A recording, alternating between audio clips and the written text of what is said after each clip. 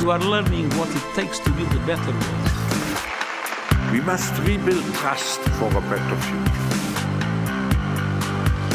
You're gambling with World War III.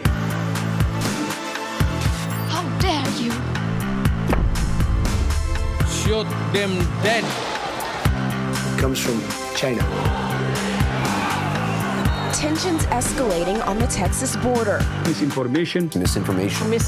This is extremely dangerous to our democracy. We had a more serious pandemic of crazy revolutionary behaviour. Comrades, the education system now is being organised to turn young people into activists to further the revolution.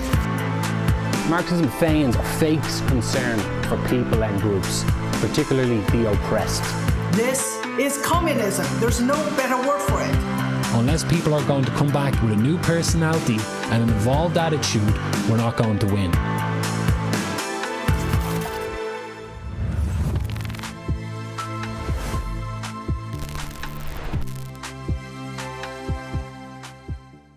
Welcome, ladies and gents. This is Emmet, the host of the Resolving Reality podcast and the author of the book, Red Pandemic, The Global Marxist Cult. Back with another series of live streams, interviews, videos, some other bits and pieces as well. So if you wouldn't mind, whichever platform you're watching on, please do like, follow, subscribe, share this content and drop your comments down below as well. Your support is greatly appreciated. So in today's show, I'm speaking to a fellow Irish content creator. He's very prolific and successful, and I'm delighted I've got him on the show here finally. So without further ado, I'll bring on my guest, Mr. Chris Walsh. Chris, welcome to the show. Thanks very much for having me, Emma. I appreciate the kind words. You know, I'm sure you're very familiar with the content creation space as well. We're all trying to push the movement, hopefully, in the right direction. Oh yes, man, absolutely. And I've been aware of you for a while now, and whenever I encounter a content creator like yourself, I feel bad. I go what a bastard. He's so prolific. How does he do it? Where does he get the energy? I mean, I presume you're on the case every day with this stuff. You're constantly watching what's going on, trying to come up with new ideas for videos, pretty much. That's how I picture it, essentially. Yeah, absolutely. I appreciate it. A lot of people are putting out content every day. Instagram, X. I know you put out a ton of content as well. I've seen you for a long time now, for like a few years, and people putting out content every day is kind of how we win this war against the mainstream. The mainstream is constantly pumping out their propaganda. They're trying to brainwash people with RT, with all these different platforms, and, with all their massive funding. And then, just some of us with smartphones and laptops are able to easily fight back against this tyranny. And I think that it's only really been taking place over the last 2 or 3 years, really. That's kind of when the real push has happened. Obviously, there's been a lot of people in the last 5, 10, 15 years that's been pushing back heavily. John Waters and these other people as well. And I've been watching them as well for a long, long time. But really now, with social media being so at the forefront, TikTok, all these different platforms, we can really push back against this. And there's been a massive wave. I have lots of people in the local gym now, all these different people I see in my city. Tons of people are making content, and it's really getting the people on the side, and it's really waking people up to the fact, because up till, like I said, 2 or 3 years ago, we only had the mainstream media here in this country. Like, we didn't have alternative platforms, and people say, well, we can't win. A lot of, pessimistic people, but realistically, only within the last 2 or 3 years has there been platforms and people pushing back, because I've been following it very closely since 10 years ago, since Trump was elected, since, all that, alt-right, whatever, coming in, right-wing coming in the US. So, a lot of people here don't realize the only reason it's starting to take off is because the last 2 or 3 years, there's been other voices that's been actually be able to push back against this, craziness. Yeah, that's absolutely spot on, and there's so much going on. I definitely agree that like this pushback is it's on so many fronts all across social media and the internet, and it's absolutely essential. But when I became aware of you, first of all, there definitely was a shift in content. When I became aware of you first, I know you do different types of things. There was the fitness stuff, music stuff, and you start to move in to the heavier kind of content. But you didn't really start out doing this kind of stuff, did you? No, I was thinking about it the last day. I used to love watching, all these conspiracy theory shows when I was 14, 15 years old. on TV, you know, we had the Skybox, right? So it only had like the Discovery Channel, the History Channel, Geography, National Geographic, all these different channels, and it had these different shows. Jesse Ventura had, you know, the conspiracy theory show. It had all these different American political commentators, right? And that kind of ties into the whole Trump thing as well, like, you know, with Alex Jones and these people sort of with that, you know, political stance. And I was aware of politics back then, 14, 15. And then I started YouTube. I mostly focused on music. And then when I realized people wanted to hear about politics, you know, I really started focusing on international politics as well. I started talking about different things happening overseas, and then really starting to hone in on just Irish politics. I didn't realize how much there was a space for Irish politics. And I never even thought you know, I would even talk too much about that if people wanted to hear me talk about it. But definitely, you know, hopefully more people get involved with politics as well. I still love the music. I still love the fitness, of course. But, you know, politics is really, you know, you're really helping the country as well. You know, it's more altruistic than just talking about music. Music is good, and, you know, you can express yourself, but this country is definitely at a crossroads, and it's been at a crossroads for a little time now, a few years. And I think that helping with this, I mean, it's the least I can do to help people if they enjoy the content. If they don't, it is what it is. I still put out musical videos as well. I still like, you know, sports, talking about McGregor fighting on Saturday and these different things.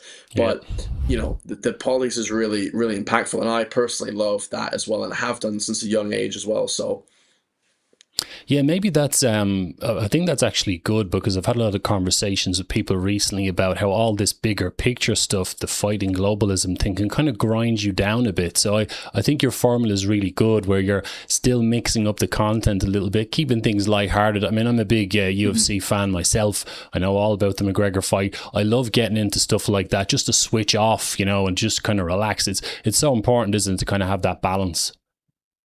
Absolutely, absolutely. And I think when you have that broad kind of spectrum of things as well, you kind of look maybe a little bit more appealing to people, especially in Ireland. People are very, you know, cautious or careful. They don't know, is this guy a lunatic? Is this guy crazy? And you can easily be perceived as that. So you want to kind of show people, like, you know, you're a regular person as well. You know, you're not just this person on the screen, you know, spouting off whatever, you know, some political point that they don't agree with.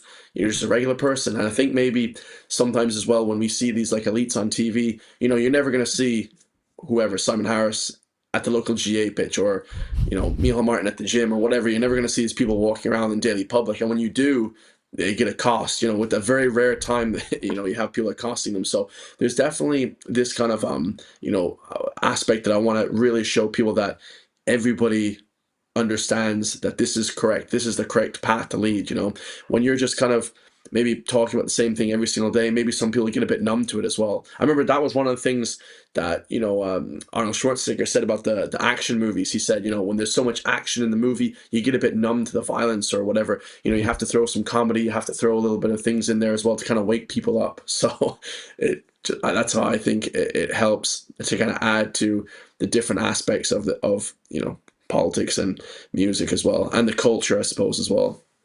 Oh, absolutely. Yeah. Great points. I'm going to steal that one, what Arnie said about the action and stuff. You got to mix it up so it's not all the same. I appreciate that for sure. And I mean, say, because I did notice that shift in your content, but yet you said you're aware of pretty much what's going on for a long time. You mentioned, I think, about 10 years or thereabouts. So that's cool. But I noticed the kind of shift in you a little bit more recent, maybe even within the last few years. Was there any kind of one event or something that triggered you to go down that road, or did you just kind of think to yourself, oh, it's about time I kind of push the content a bit more towards the, you know, the serious stuff?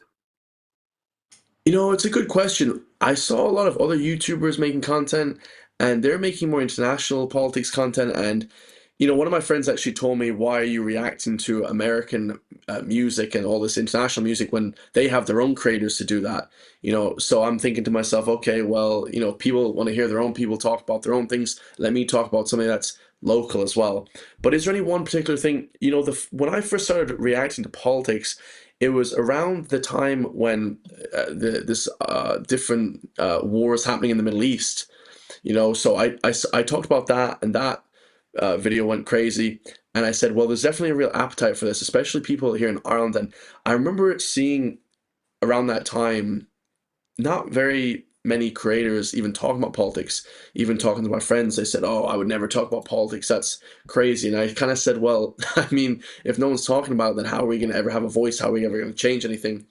I don't know if there's any particular moment. I think over time it definitely clicked that people want this. People really appreciate the fact that an Irish person is talking about something that's actually happening day to day. You can see him as relatable. Maybe if people see, John Waters, who's, the GOAT, he's the greatest ever, maybe it's not as appealing to maybe a 20-year-old, or a person in secondary school. Because I get a lot of people saying, Chris, my kids watch your content, which is just incredible to me, because it's like, even at 14, 15, I did have an interest in politics, but maybe I didn't have such an interest in this sort of micro politics of Ireland, I would call it, compared to the macro that is like the US and China, Russia, all these different massive political events happening around the world. And although it would be great to talk about those political matters too, I think it's more relevant to talk about things that are happening back home. But yeah, is there any particular moment on YouTube? I would say it's around that time, around the wars in the Middle East and, different sort of sectors like that. So I wasn't necessarily talking about Irish politics per se, but it is good to talk about more local politics because it's more relevant to, who I am, like where I'm from and everything like that. So it just made a lot more sense, and I enjoy it more as well. So.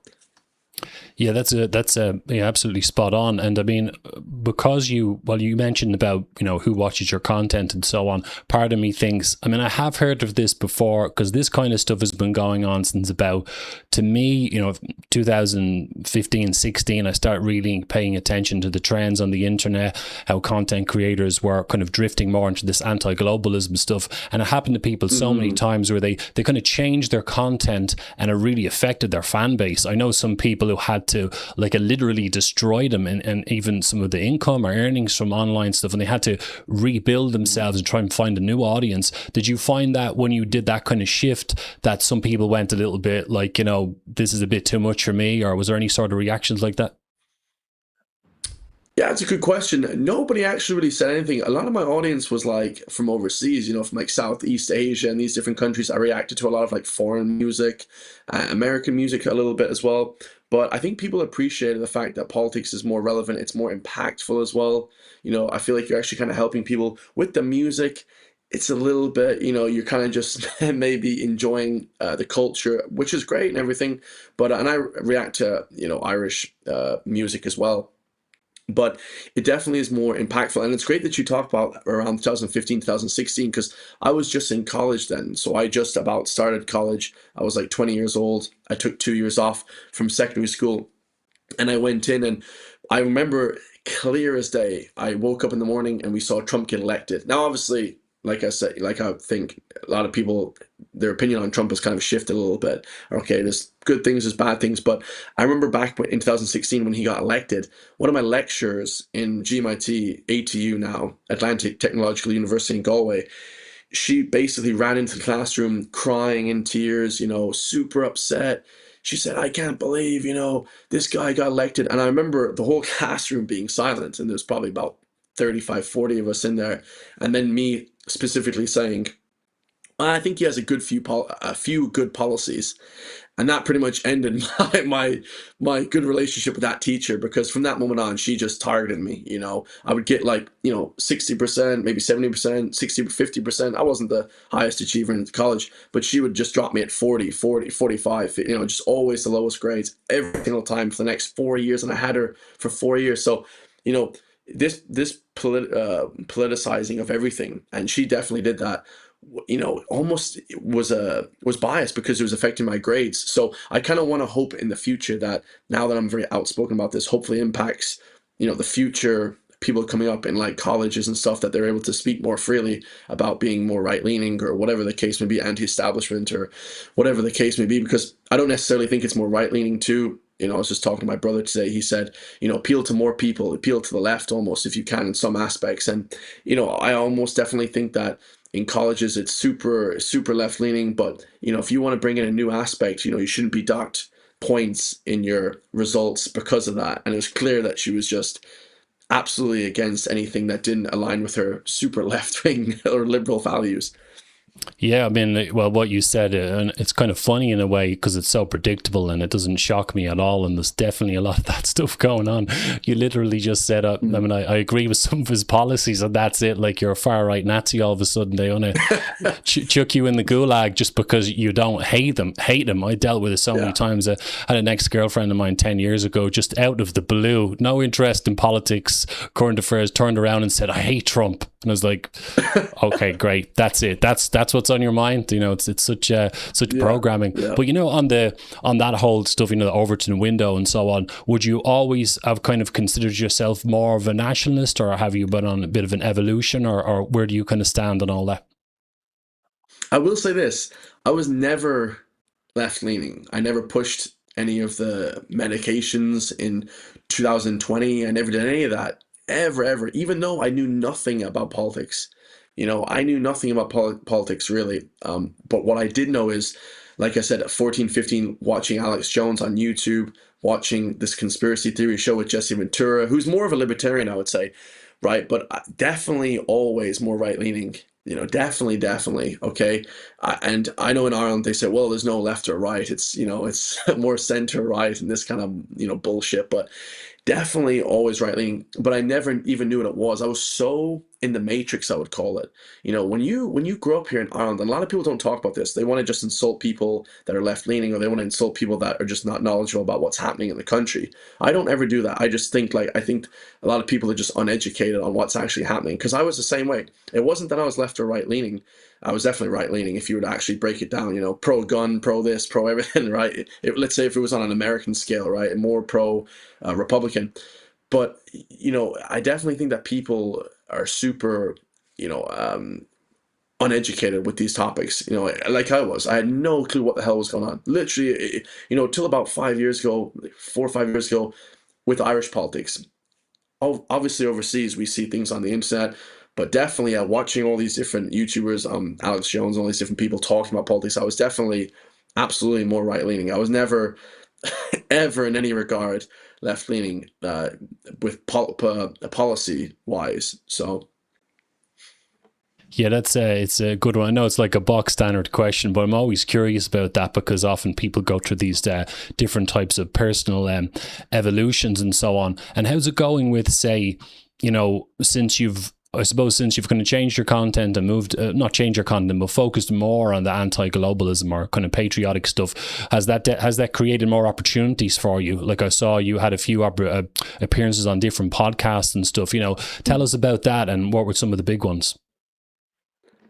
Yeah, I appreciate that a lot. You know, people do really appreciate the content. I don't even look at it like, you know, I'm looking for more opportunity in that way, but definitely people love the fact that a guy is outspoken about it. You know, maybe some people, a lot of people, you know, maybe they work this job that they can't say anything. And I felt like that way as well. You know, I always was like, I'm going to take my freedom over everything. And whether that be, you know, I want to go to the gym in the morning and then I want to work for the rest of the day. But for a lot of the jobs that I worked 9 to 5, working at a health food shop, working in marketing and sales for these different companies, medical companies, you can't really say what you want to say, although a lot of people were outspoken back then. It definitely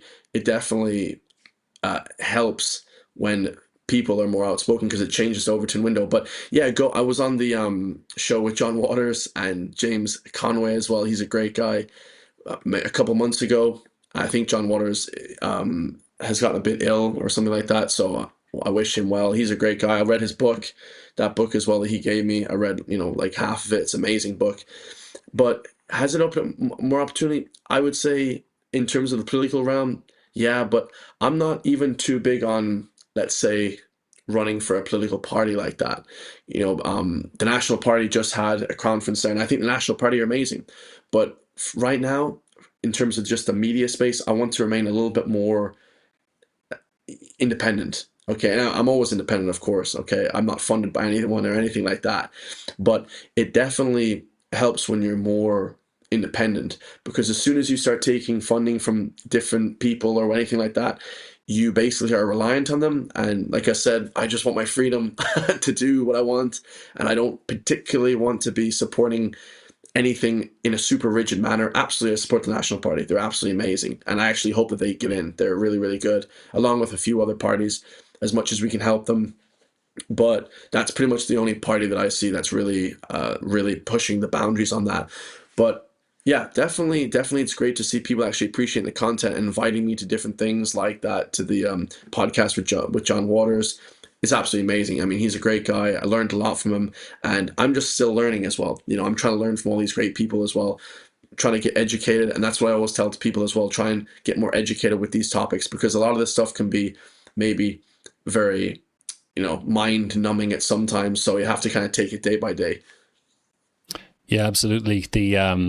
I've been saying that for years myself. I mean, my views have changed quite a lot. I think about 2012, I started to think more kind of nationalistic, and to me that seemed like the obvious logical, you know, antithesis to globalism, or whatever that agenda is, like the open borders, all countries should be the same sort of thing. That was definitely natural for me. And certainly Mr. John Waters was one of the first video interviews I did. I was probably like 2018 or whatever. Like, poor John, I turned up at his house a little bit late, carrying all my gear in, and when you meet him, you go, oh my God, he's actually huge. He's a tall guy.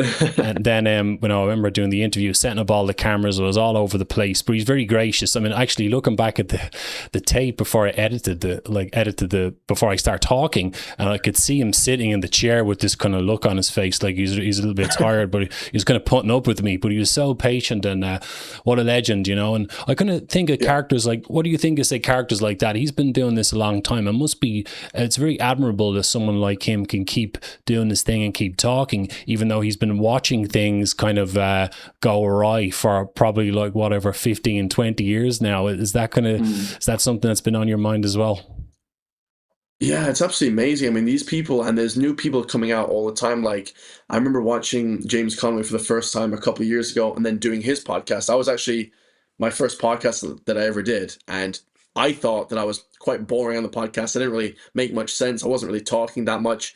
If we run it back, I'll definitely bring a lot more information to it. But James Conway's a great guy. You know, I listen to him, and he's always with, as well, John Waters. You know, those two go together like it's amazing. You know, listening to them speak, it's just unbelievable. I'm just in such admiration when I was watching John Waters and James Conway and a host of other people on that podcast a few months ago. But yeah, absolutely. To keep going like that is amazing. The consistency is really what's going to win. Consistency wins at everything in life. And I think that you know, that they're putting out content, books, podcasts like you're doing as well since 2012. And it's absolutely amazing. Just consistency over time will eventually win. I definitely think that we're going to eventually win. I mean, the tide has massively turned with X being bought. Is just huge. That was a massive turn in the tide as well. So hopefully in the future we just kind of keep pushing away, and there's more people added to this group. Like I said, I see people now at my local gym, they're posting massive, getting huge, you know, 4 million, 5 million views on one Instagram video during the Belfast beheading, or attempted beheading, and all these different things that are happening over time. People are now starting to post their own content. They're not afraid of being judged by anybody, because not that just that the Overton window is shifted, but people are getting a lot more brave now. They're saying this is absolutely crazy. We won't even have a country if this shit keeps going. So, you know, it is definitely a massive, great sign of the future. Yeah, and you mentioned the whole. There seems to be these incidents now and again that kind of capture people's imagination, and I'm sure your reach, surely, I mean, I've got reach in certain circles, but I'm sure your reach is probably more, even internationally as well. And have you ever had that, you know, people from outside of Ireland, whenever there's an incident like, say, the Belfast incident, people contact you and go, oh my God, you know, what's happening over there? What, you know, and they'll say something like, why aren't the Irish rising up and so on? How do you deal with that when people ask you those questions? Yeah, I definitely find it amazing that people really do care, because maybe sometimes people think as Ireland is like a non-player in the world stage, like we're so small, we're so little people, but people understand that there's so much Irish heritage, you know, in the US, like 50 million, I think, claim heritage, or at least 30 million, and to see all these people caring about what's happening back in the home country, in the homeland, is absolutely amazing. But people do reach out to me all the time. I get a lot of emails, so much love to everybody. I'm very grateful for all the emails that I get from people, and I try and answer them all.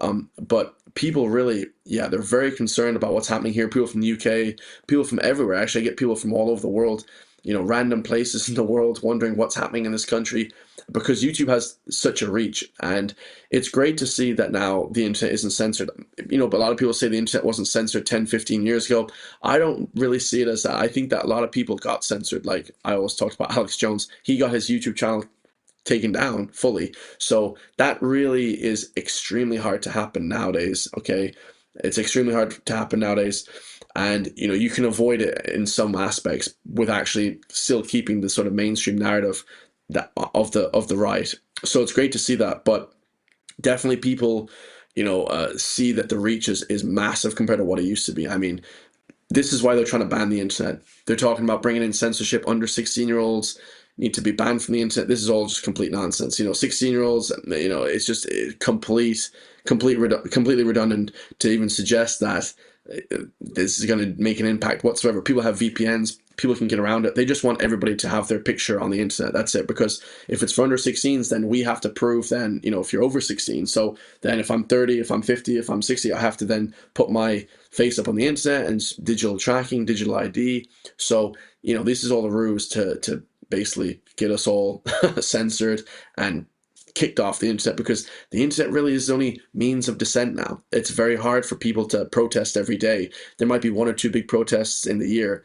but they don't really achieve much, unless it's the fuel protest, which I think achieved a ton. I think the fuel protest really scared the mainstream establishment. But just walking up and down the street, it's great to see numbers, and it's great to collaborate with people, and it's great for motivation and morale. But the internet is where you're going to get those massive amounts of numbers at home and overseas, and it's absolutely starting to turn, because they're trying to just basically ban the internet. I mean, it's unreal. So, and I know you can probably see on X as well, they're trying to crack down on your channel. You have a big following as well, so you're always putting up great content. They're trying to crack down on this stuff. It's unbelievable, Yeah, and there's great points, and there's also, I totally agree. I mean, the internet is a massive battlefield, and we had those EU directives. I remember back as far as 2018 interviewing some content creators on this about the European Union trying to control the free speech thing. Then we've got the problem of several of the HQs of some of the social media companies, they have HQs in Dublin and so on. And you kind of think, my God, the lefties in the state or whatever it is, they have to be trying to control that directly or indirectly. And I definitely noticed with my YouTube channel and my X account, they've been damaged. I don't know how to describe it. I'm not getting I wouldn't be on your level. I don't consider myself a proper YouTuber. People understand how to work the algorithm and stuff, but I did notice a massive change. Is this something that's kind of ever hit you at any point, like where you thought maybe there's something not right here with my reach, kind of? Absolutely. Even just a few weeks ago, because I'm analyzing everything, like completely analyzing everything constantly. And I just stay on YouTube as my main platform, but I analyze things on different platforms, but YouTube specifically, for like a week at a time, they try and just target the videos. Okay. And I have a method to get around that. Okay. And I don't want to specifically say that here. I'll tell you off camera. But, it has to do with posting other videos and other topics, let's just say, right? So, I'm trying to mix up content constantly to try and confuse this restriction, because I think Commission Noone come in, and I have no evidence for this, it's purely speculative, but I think the Commission Noone target at certain times the YouTube channel, because I'll put up 100 videos in a few weeks span, in a few months span, and they'll get perfectly fine. They're perfectly fine, absolutely no restriction whatsoever. And then for no reason whatsoever, after the fuel protest, like a week after the fuel protest, every single video for the next 5 days just hit like this with limited, you must be over 18 to watch the video, or limited on this. And there is zero difference between the content I was making at that time to what I was making then. Okay. So then I had to switch up the name. I switched from migrant to asylum seeker. I switched from this to this. So it's all this big game that they're trying to play with us. And we are going to win that goddamn game. Let me tell you, like Commission Noone, and I can tell they're targeting, because it's such a specific attack. Because that month of the fuel protests, I got 1 million long form views just from just from the videos. I was getting like 20,000 views in an hour on some videos. It was crazy. It was the craziest month ever because people really wanted to see what the hell was happening here. And it was all from Irish-based accounts, some British as well, but it was all from Irish following.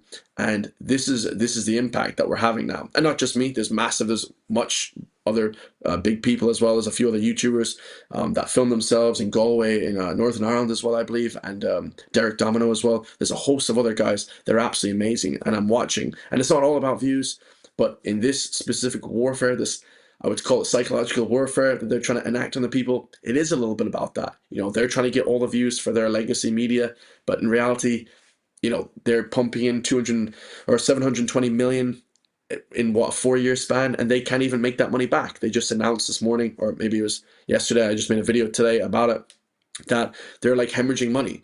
They're losing. They need a bailout of 51 million or something. It's like unbelievable. Could you imagine how many views I would get if I had 51 million, or if I had 1 million, if I had 100,000 coming in? I mean, these people have unlimited money, and they still can't get the reach or the impact because they know they're lying, they know they're spreading propaganda, and then ironically they come back in a callous, vicious manner and say that we're spreading misinformation, we're spreading propaganda, and it's unbelievable. That complete projection, complete psyop, and we know exactly their game now.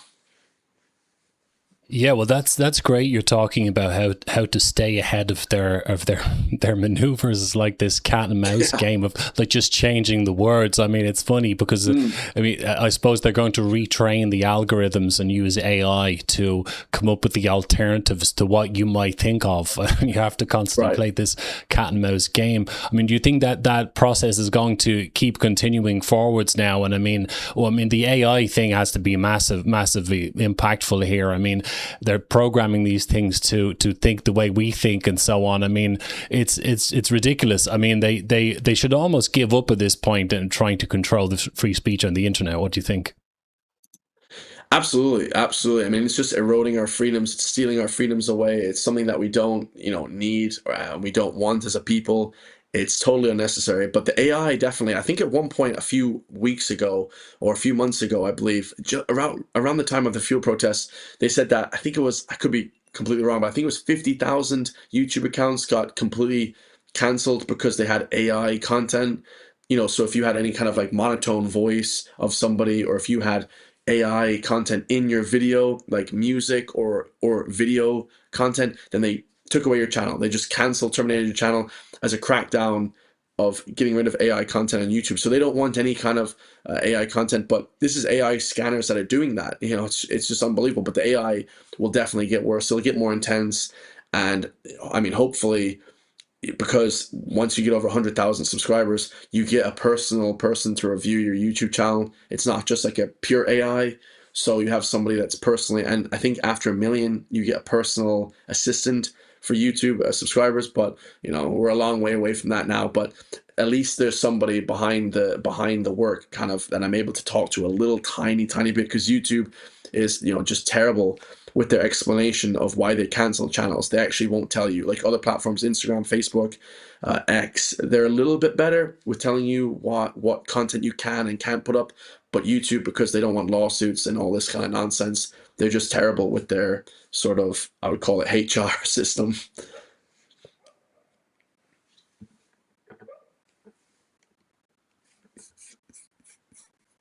I lost you. Sorry, 1 second. So I suppose with the amount of content creators out there, they have to really, they can't have like a personal approach to everybody. You have to get kind of big enough to kind of get their attention. That kind of makes sense to me. But in terms of, say, the content you've been creating recently, then, to just kind of get into some of the stuff and more topical stuff and stuff you've been talking about, what have been the kind of major outstanding stories to you that you're mostly concerned about? Because I know that looking at your kind of, your YouTube feed here you're doing, which is brilliant, of course, you know what you're doing. These are like, short form videos, because people's attention spans, just the short form content and so on. But what would you say are the big stories recently that have really stood out to you, pretty much? Well, the fuel protest was massive. That was one of the biggest points of the year. But then I would say on the same level would be like these kind of violent attacks happening all over the country, whether it's people fighting, people brawling, you know, having these WWE style brawls in Dublin or Cork, the stabbings and the shootings as well, gangland shootings. So all these things that are primary source videos from X, you know, people want to see this and people reacting to it and talking about it and giving details about this, because some video will pop up on X and it'll be somebody filming a fight or something happening, you know, whether it be an immigrant or, you know, something to do with mass immigration, or it could be a native person as well, you know, fighting. But up in Dublin, they'll post this video then on X, and obviously mainstream media will never talk about this stuff. You know, they try and create the news, they curate the news, that they don't really want to have any sort of right-leaning slant at all. They're completely biased. They're completely also as well trying to gatekeep the news. So you have all these different aspects of the mainstream that won't post about these stories, and you'll never see them. These news stories will just get buried. So what I like to do is take them, post them, try and get as much as I can to highlight these issues, and hopefully then we actually bring back a proper narrative, because the narrative that they're throwing is just completely propaganda, completely brainwashing to the people. But if we can take primary source videos, if we can talk about murders and actual statistics, like I saw one today, that I think over the last 7 days, 5 of the murders have been foreign men, according to Women's Aid or Women's Council on their official channel. So it's like, you know, incredible that people will try and swing this other narrative. Like the politicians, Ruth Coppinger literally was shouting about how the mainstream news, the mainstream legacy news, was reporting that he was an asylum seeker. You know, like we shouldn't be hearing about this. We shouldn't be hearing about these facts. I mean, I don't understand. They also said that it was horrific that we saw this man getting his head sawn off. I mean, it's such a violent even way to describe it. This guy getting literally massacred up in Belfast. They didn't want us to see the video. They said it's horrendous that my entire news feed, you know, that very morning at 6 a.m. we saw this, but this is exactly what we need to see. Okay, I don't want to see, you know, maybe crazy things happening in other countries, because it's not super relevant to us. Of course, there's absolutely horrible things over there, and we do see that. But I definitely want to see, and Irish people should see, what's happening in this country, especially Belfast and Dublin and all these different places. If we didn't see that this man was sitting on top of him, straddling him, trying to behead him, then this news wouldn't be reported. They would say a man got stabbed in Belfast, and it would just be another news story. But because we have an actual primary source video, God bless that lady for recording it and throwing it up on the internet real quick, then now we actually have honest media, and they just want to kind of create the media. It's super unfair to the people, and I think it's just destroying, you know, narratives. Oh, absolutely. And I mean, this is where there is this game, and that's probably why they want to control the internet, because people can just whip out that phone and catch things now. But I'm sure you noticed how they try to spin things, you know, like with that incident, the American, I kind of haven't been paying an awful lot of attention to, but Jamey Carney, I'll just switch over to that view. So, I mean, she was murdered, and then there's already talk, which I've kind of predicted, that they are going to try to spin this into being a feminist issue, right? So they did it with Aisling Murphy as well, where they try to say this is like a, you know, it's a pandemic of violence against women, by kind of avoiding the whole the truth that this is a mass immigration problem, the clash of cultures. They did the same thing with Aisling Murphy, and I put that into my book, and I had a tweet earlier. Dr. Owen Lenihan talked about that in his feed. You know, a great analyst said the same thing. You know, Women's Aid is they acknowledge there's been like 8 fatalities so for femicide, they call it, but yet at the same time they won't mention that they're foreigners because they're a leftist feminist organization. This is incredible stuff. Yeah, absolutely. And Dr. Owen Lenihan is a great guy as well. I listen to a lot of his stuff, and you know, absolutely, this sort of femicide, you know, these sort of making up of these words, you know, femicide and all this nonsense, racist and all these different buzzwords that they like to use on the left. This is to you know, basically cancel the sort of narrative, you know, that this is not actually what's happening. These are just buzzwords to manipulate you, all psychological warfare. And yeah, what happened to this woman was absolutely horrendous. I mean, the irony is unbelievable. We have a lady here, comes from America. She's Irish American. I would say she's pretty Irish. Okay, and a lot of the left Irish hate to say any Irish American with, you know, 100% DNA is not Irish. You know, you have Conan O'Brien, 100% DNA from Limerick, but he's not Irish. You know, obviously, you know, culturally he wouldn't be, but definitely ethnically. So you have all these people coming over whether it is to work or seek asylum. I think it was to work maybe for her. I'm not really sure. She's embedded in the local community. She's actually, you would say, probably as Irish as, they always say this Sudanese man or this Somalian man, he's as Irish as the Irish themselves, or he's more Irish than the Irish themselves. It's complete comical. But this lady, you could almost argue, she kind of almost is as Irish. Like if she's, she's 100% DNA or whatever, 80% DNA Irish, extremely Irish. And she comes over here, she complete virtue signal. She's from New York. She probably loves Mandami, the mayor of New York City, and complete left-leaning, free Palestine, free all this stuff. She's wearing the scarf. She's going to all these protests. Then she meets this guy from an IPAS center. I mean, you can imagine this case is horrendous. And I was saying this today. She meets this guy from an IPAS center, doesn't know who he is. Okay, these guys are completely illegal, in my personal opinion.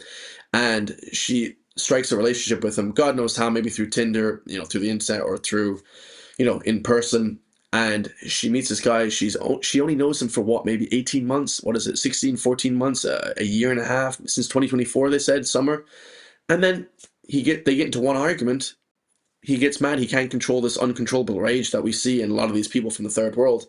And he ends up killing her, beating her to death. The mainstream news says she was killed, she was killed. No, she was brutally beaten in the head. You can imagine the scene. Seeing this would be so shocking. And then the daughter walks in and finds his body. I mean, it's unbelievable. I mean, this is just so horrific. And they don't even talk about it. They don't really care about this because really, I won't get too conspiratorial, but I think that they kind of almost want this. They don't give a shit. Why would they care? He comes into the country as well. We don't know where he came from, how he came here. They say he's from France. I mean, if this guy's from France, I'm the king of China, he came from France. Then now he's fled back to Turkey. Okay, so easy come, easy go. So he comes in within what, four days, a few days, then he leaves again. It's unreal. People just don't know how crazy the system is.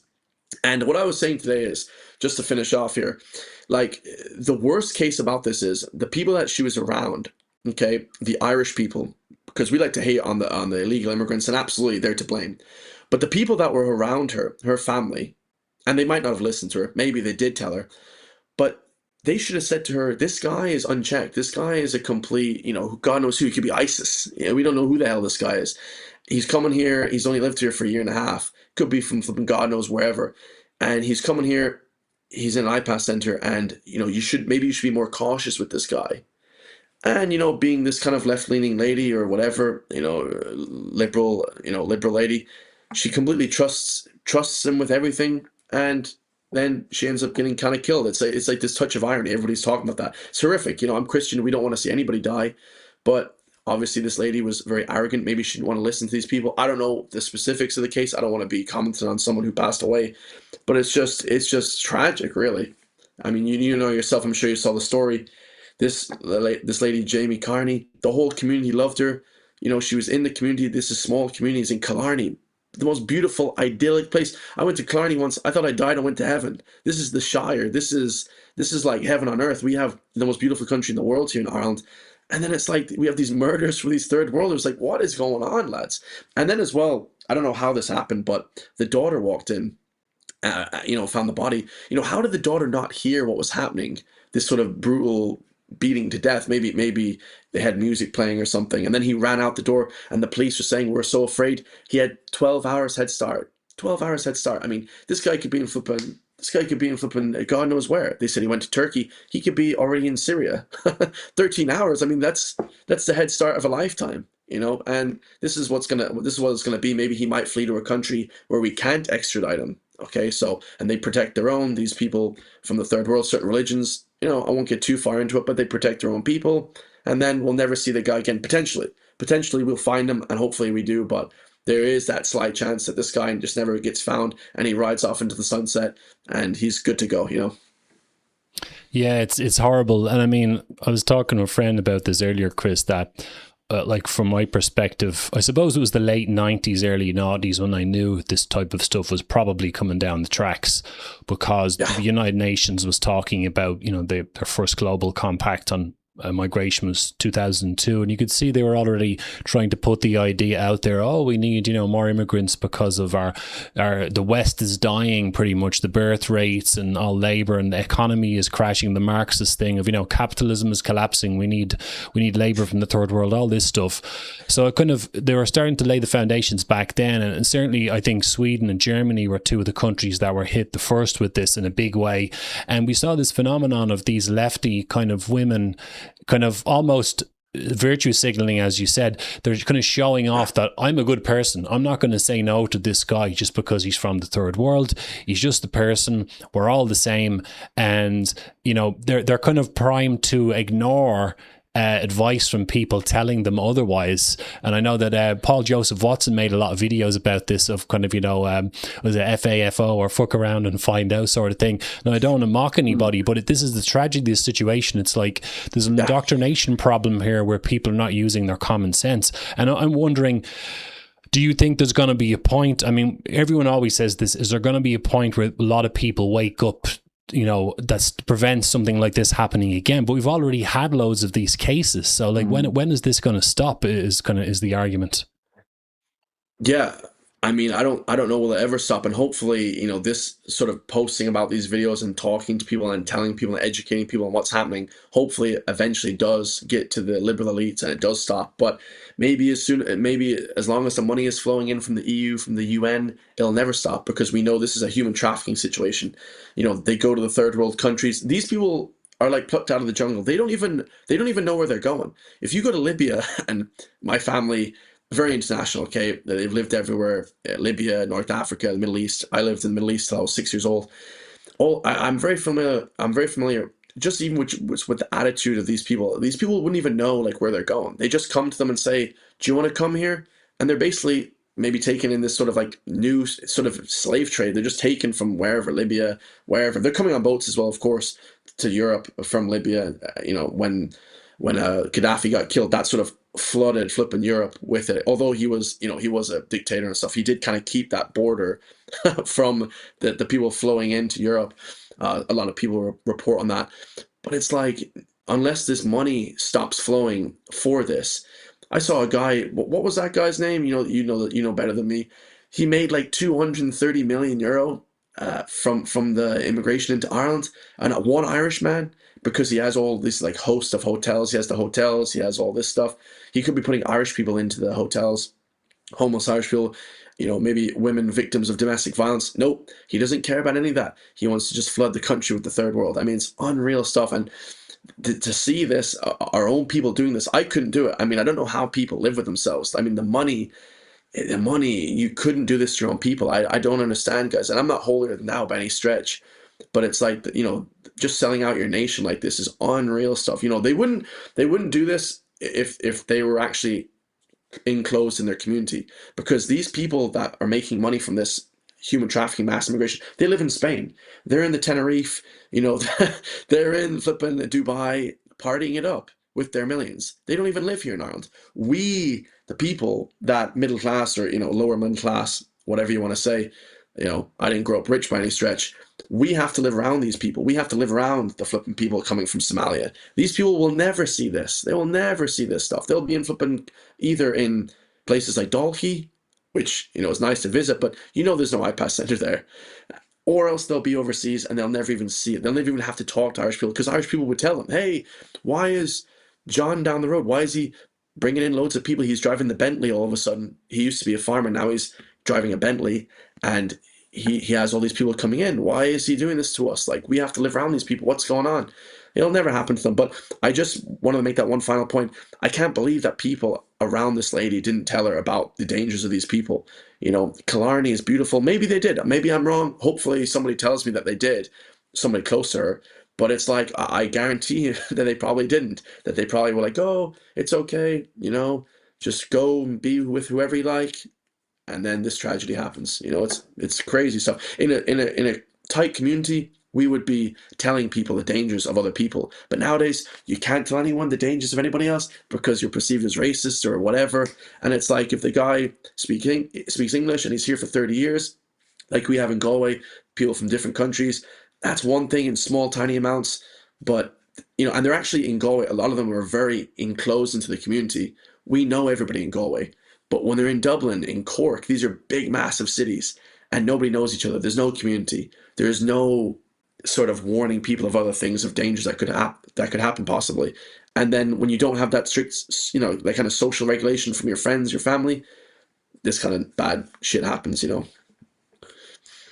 Yeah, I was thinking as well, and maybe it's a factor that it's just the tragedy of the situation. I'm sure you've noticed, Chris, how with the mass immigration thing, and we've all seen the pattern, they tend to drop them in to more areas. There's been, the cities have been filling up. They're also sticking them out into rural areas.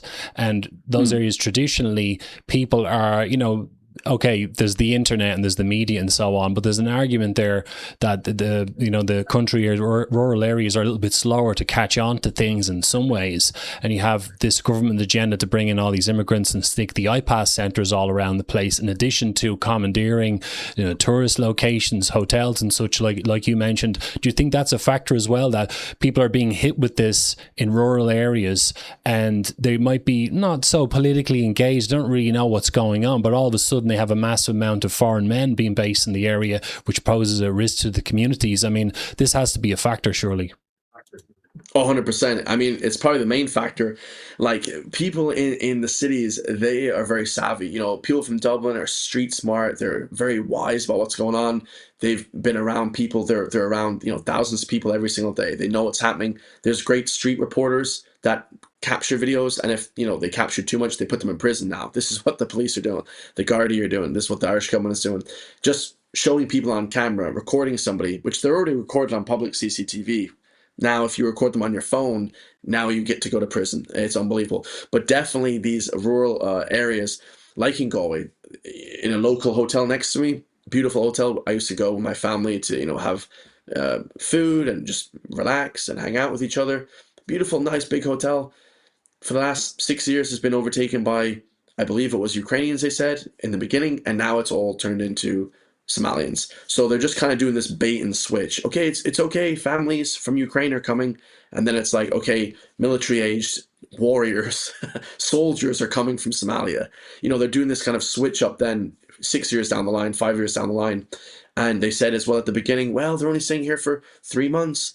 And as my friend Alan Sweeney said, like hell, and my friend, he lives beside me, like hell, they're only staying for 3 months. Who believes this? Like, this is nonsense, guys. In Ukraine, their average wage is like 300 euro per month. Everybody knows this is one of the poorest countries in the geographical location of Europe. So it's like, it's one of the poorest countries. They're not going to stay here. They're getting 250 euro. They're getting the same amount within a week. They're getting more for having kids. So it's just a disaster. This education, as you said, Emmet, perfectly, is one of the reasons why these people are being snuck in the middle of the night. Everything is just so, under the cover of darkness. It's so seedy. It's so, what would you even call it? Recluse. Like, everyone's doing everything that's hidden from the public eye. And this is what we see. This is, coming in the middle of the night in big buses. And it's like, nobody's to blame. They're saying, who pays these bus drivers? Who does it? Who's paying for the hotel? It all leads back then to the government then bringing in this human trafficking. It's crazy.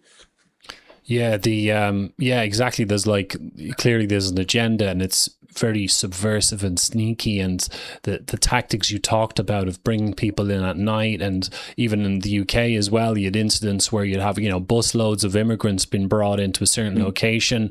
The right wing find out about it, but the lefties do as well, and you got these riots. So you got the system in alliance with the political left, who are more emotion based in their thinking, and it's almost like they've refined their tactics, because they were kind of developed their tactics in Germany and Sweden, and then things took a little bit longer to kind of hit Ireland. And it's really obviously there's nothing political or democratic about any of this. Like, people didn't vote for this, and we've known that for quite a while. But you see, this tweet here from Owen, this is the one I was looking for. So it was kind of related to the Aisling Murphy. Earlier he replied to me and said it was like an Aisling Murphy 2.0. So what they do is, if they can't completely hide something, they spin it So if they can't suppress the story, they spin it into something else. And his tweet here says, over the coming days, when you see NGO figures, particularly from the Women's Council and Women's Aid, talk about femicide and misogyny in Ireland in a bid to shift the blame from Jamey Carney's murder away from the immigration policy, please remember and remind those near to you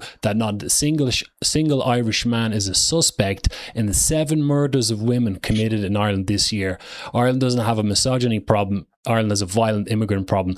That's incredible. Couldn't have said it better myself. It's like the way they spin stuff, and it's mad. I noticed the same pattern in Sweden, and I had a few examples in my book as well of you have an immigrant, same old story. And like in Sweden, it was really mental. It was like the lefty liberal women over there were bringing immigrants, like adopting them like they were a dog or something, bringing them into the house, and everything's fine for a while, and then they just, like you said or whatever, there's like a switch and they become violent and kill them or rape them. And the thing is that the feminist groups, they say they're for women's safety and women's rights, but on this issue they're not going to address that. It's extraordinary. It's almost like they're supposed to be for the safety of women, but on this particular issue they just go silent. I mean, what's going on here? Yeah, I mean, it's crazy. This is the reality, and we have facts, we have statistics, but they don't want to hear about that. They just want to see that, this is and they actually don't want to accept reality, and the reality is hard to accept sometimes. People don't want to accept reality. They don't want to accept that they're living in a shit situation. So we'll just kind of keep it going, but we'll target some area that we can kind of maybe get some brownie points on.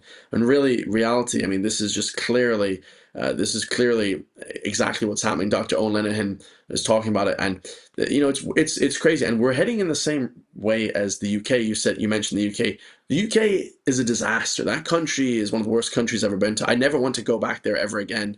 It's a disaster. They put you in prison at the rate of 13,000 people per year when it comes to posting on social media. While they should be focusing on people that are beheading people or killing people, or the 30 stabbings a day that they have in their gangland violence, they focus on people talking about it. Complete no freedom of speech, no freedoms whatsoever. I mean, this was one of the greatest countries, and this is coming from an Irishman now. This is one of the greatest countries in the world. You can't argue. The British Empire was flipping massive. They flipping ruled everything. Now all of a sudden, they're putting people in prison for talking about things that are happening to their people. It's crazy. This was one of the biggest points of contention. It was hilarious to see. All my comment section was saying, Chris, this is unbelievable. We don't even care about the North anymore because it's 90% flipping immigrants in the North and South. What are we even retaining anymore? 30 years ago, people cared about getting the North back. Now all my comments are saying, Chris, we don't even want this shit. Why would we even want this if it's going to be just filled up with flipping third worlders? I mean, it makes sense to me. And I'm thinking to myself, that's a good point. The left, like Kneecap as well, these sort of Northern Irish rappers, or these Irish rappers, I suppose, they're Irish, but they always kind of dangle this sort of the North, we're going to get the 6 counties back. And this is just a complete straw man argument. Who even wants the 6 counties? It's flipping going to be filled with people that are beheading us from the Sudan. I mean, this is crazy. If it was filled up with Irish people, like our own or whatever, then yeah, in some ways, but it's just crazy that what's happened now is insane. And people really need to start waking up to this, and then you still see some people on the left are like, yeah, we're gonna, and there's people on the left that are like left-wing patriots as well. They would say we want the North back and all this stuff. That ship has sailed. This is completely a non-talking point anymore. I mean, if we get the North back, what does it even matter if it's just filled up with people from the Sudan that are beheading people, if it's filled up with people from Somalia, from Afghanistan? I mean, at this point, it's just completely crazy to even be bringing up these points. We have to look at the what's actually happening, the huge picture here. And people may get upset about that, but that is the reality, Yeah, that in total agreement, man, about that stuff about the North. I mean, I often focus in on not what people tell you they are sometimes, what their beliefs are, the way they talk, the kind of stuff they say gives away their ideology. So I remember I made a silly video taking the piss out of the ICA a while ago because they were, a few guys who put on masks saying, we're going to, save the Republic and the British and all this stuff. So I did my own version. I just riffed into a hand recorder, with the volume down, watching the video, and did my own version. Americans were sending me off, congrats, up the ICA, save your country. And I'm going, oh my God, they fell for it. It's just a joke. But I mean, say with Kneecap, it's with Kneecap, those guys are full on, the lefty side of Republican.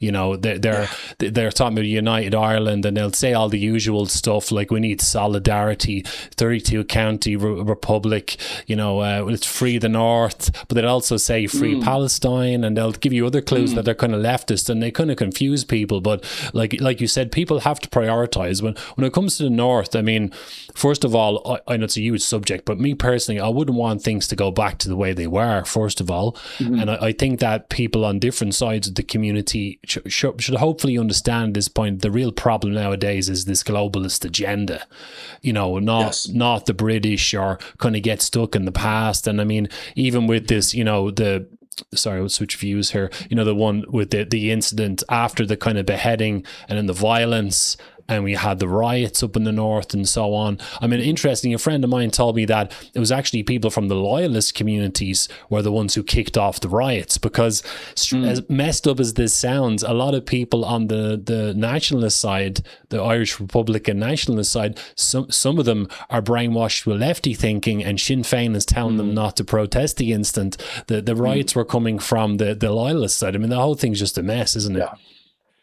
Yeah, like, it's just crazy. And of course, like, we don't want to see massive violence. That's absolutely, of course, that's crazy. Some people advocating for that and all this craziness. But, you have people like Kneecap that are just completely brainwashing the youth as well. I hear some people, I love their music, love this because it's in Irish. This is sort of like this is sort of the low bar that we have here for like patriotism in Ireland. If you can speak Irish, if you have an Irish accent, then like you must be like IRA, you must be this big patriot of the country or whatever, ready to flip and die for your. It was complete nonsense.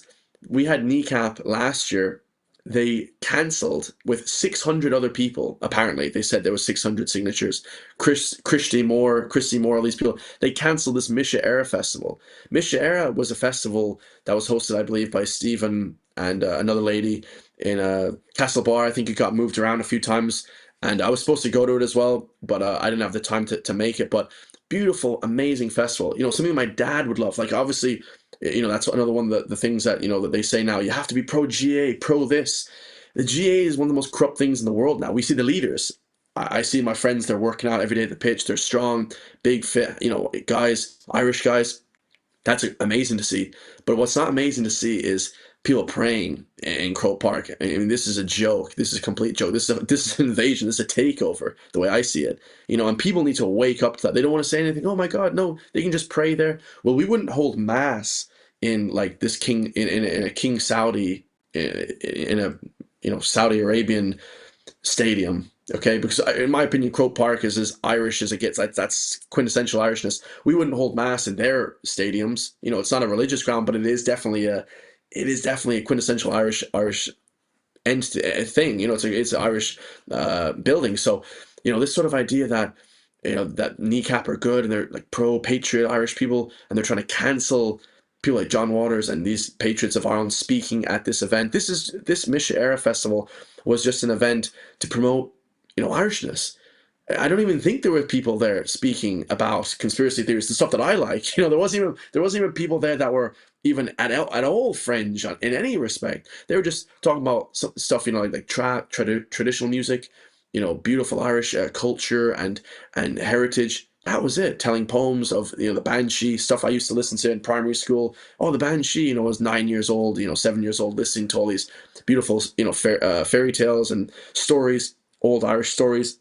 They don't want this. They want to just destroy the culture. They're, in my personal opinion, I have no evidence for this at all, but I think they're paid to do this. Christy Moore, I thought he was an Irish guy. Aren't these people supposed to be pushing Irishness? Like, what aspects are they pushing? They're pushing their left-wing globalist agenda. It's crazy. It's absolute madness what's happened. That Mise Eire festival, I'm sure you saw it or you went to it, or even spoke at it. It would be great to see you speak at it as well, Emmet. But they're trying to cancel these things. They said they got 600 signatures. I think they're lying about that as well.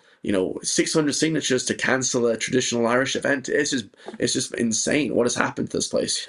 I mean, a lot of their stuff that you're showing here as well is just completely. It's not good. I'm a music reactor as well. I reacted to some of their songs. I didn't find them interesting whatsoever. It was fun that they're in Irish, but apart from that, there was just no rhyme or reason or any sort of actual any sort of like emotional attachment to this. I really just don't see. I see it as kind of almost like a facade now at this point. They're trying to cancel traditional Irish events. It's insane. Now we're taking place in the Republic. It's like, what's happened here? This is wild.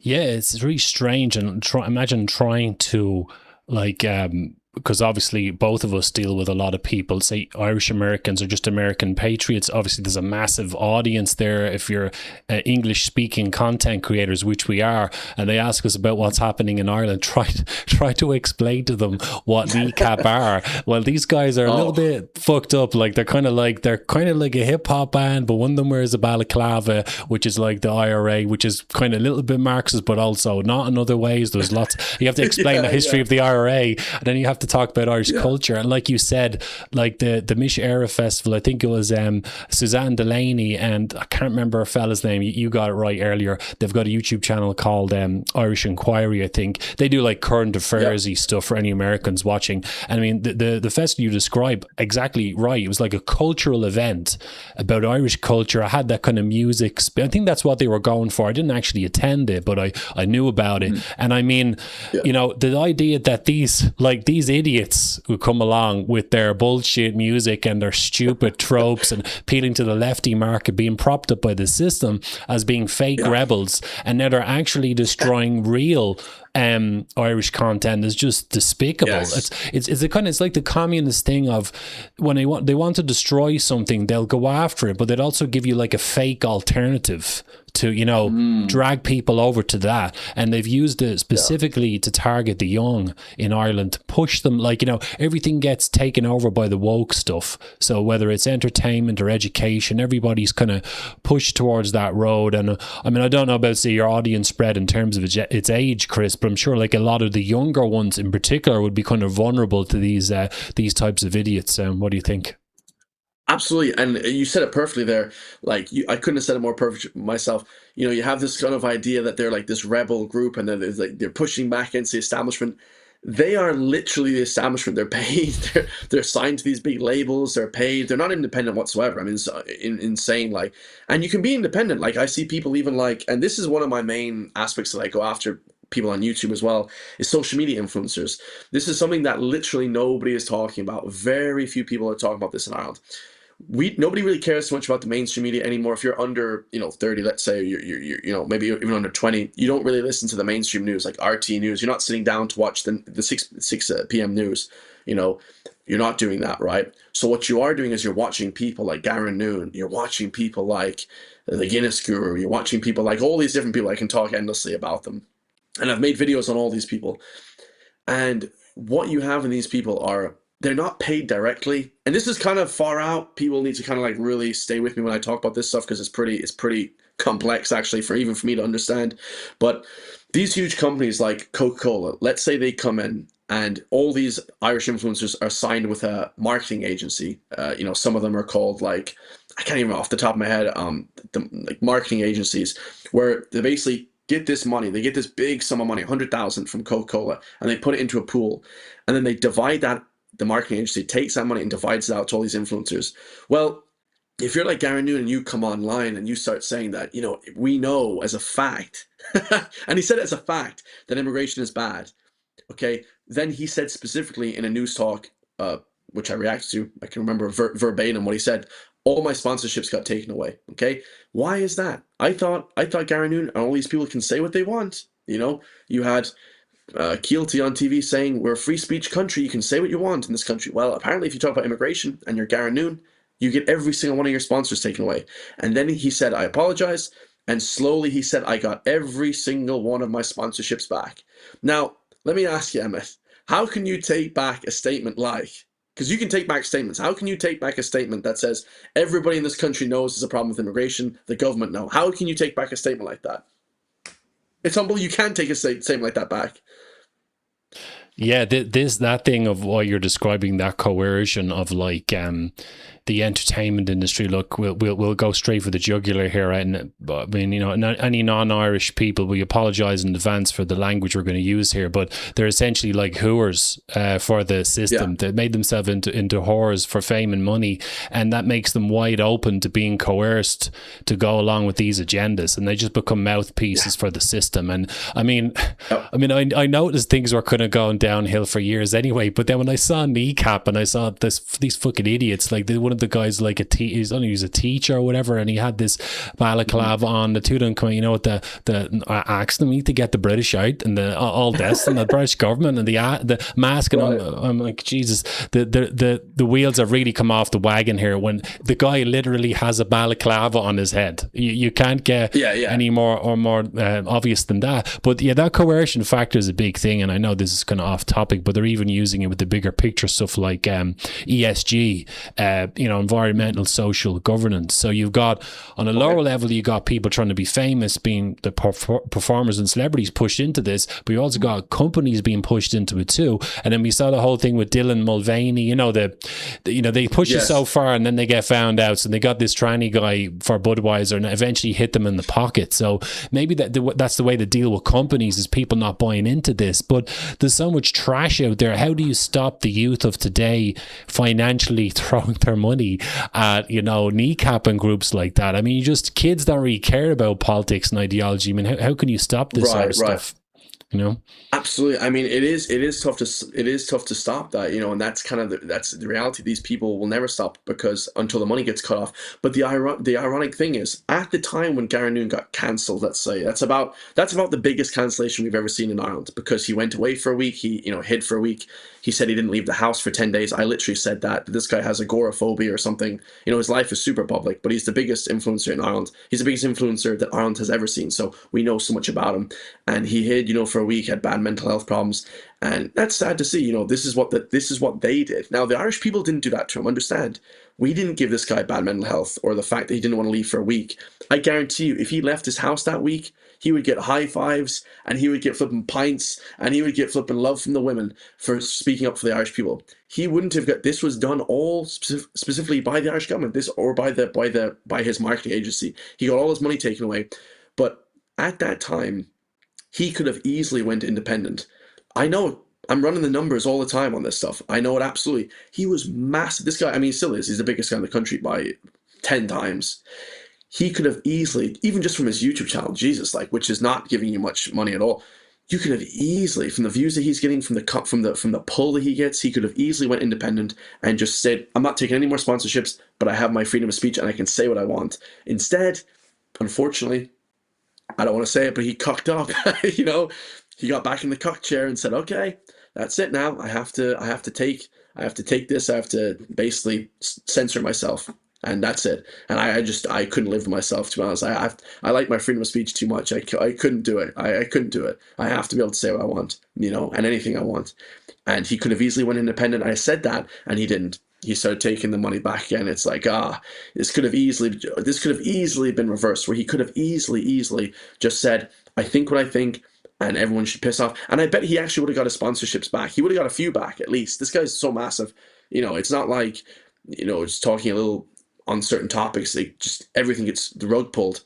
But I think it's because the Irish marketing agencies pulled the rug. I don't think it was because international brands, like some of these international brands in America, they're extremely right-leaning. I mean, there's massive brands in America that are only sponsoring right-leaning people, or, anything like that, supplement brands or anything like that.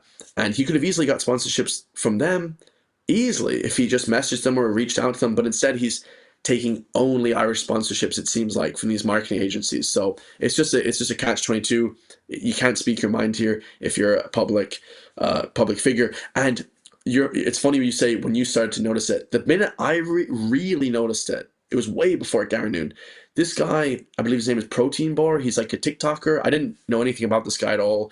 He's like a gym guy as well. He loves the gym. He loves the fitness. That was great to see. I love to see young Irish men, really Irish guys pushing fitness and health.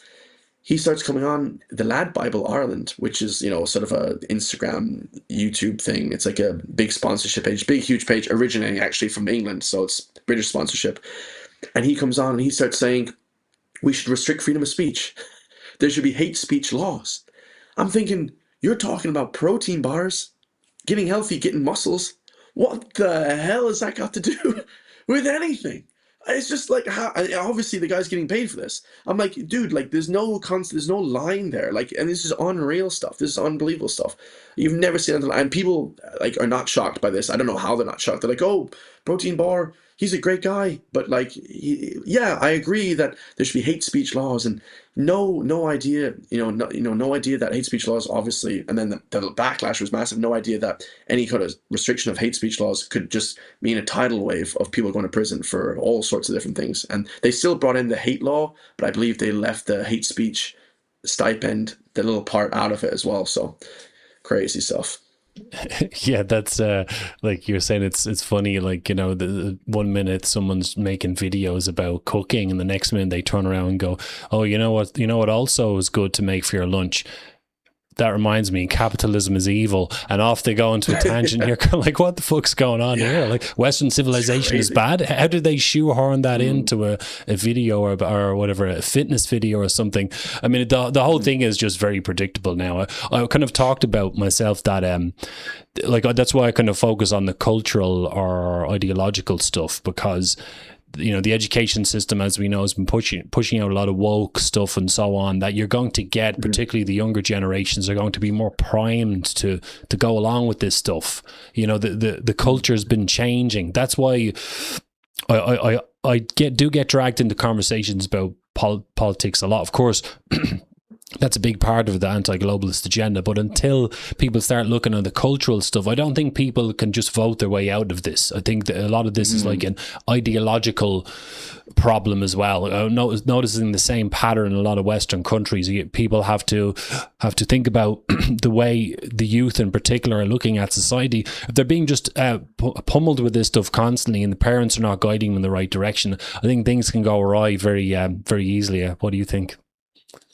Absolutely, the culture is massive. Even when I'm making these videos, rap videos and stuff, people will say, well, that's not very conservative. These guys are talking about shooting each other or whatever. And of course, I've never shot anyone or done any crime like that. So there's ways to have this culture where it's imaginative, it's performative. A lot of these rappers or performers, like, in the USA and the UK, they just talk a lot of shit, to be blunt.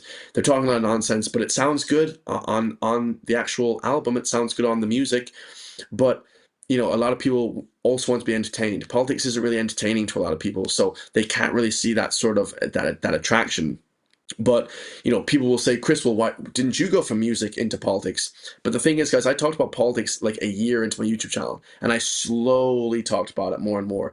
Okay, it wasn't, and I still make music videos, and I still actually really do like making music videos, but it's not like this guy, Protein Bar, not to single him out, but it was just such an insane thing to see that never talked about politics ever on his channel, ever, never talked about anything ever, all of a sudden gets paid, and then just gets, to pushing this sort of hate speech law. It was one of the most egregious acts of just tyranny and payment and just usury I've ever seen in my life. So, even trying to find, and he doesn't even have like a big YouTube channel. It's like more of like, he's like an Instagram, a TikToker. So it's like, it's more like this really, really heavily created message. But yeah, definitely the culture is going to be one thing to try and change people, because even for me, I've said it before, I'm not particularly very culturally, like, I don't play GA, I don't listen to traditional music too much, although I do love those things on nights out and stuff like that.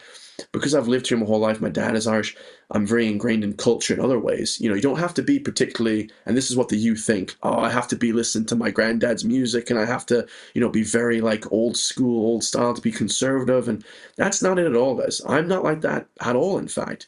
But I understand there's huge things like the migration, like the pushing of LGTB, like the pushing of all these radical left-wing ideas, liberal ideas from the liberal elites, to now the difference between conservatism. I still love all the music. That's crazy.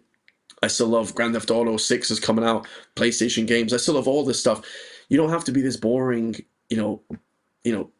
elderly man to be conservative and push these ideas to help your country. This is more patriotism. This is more nationalism rather than conservatism, let's say.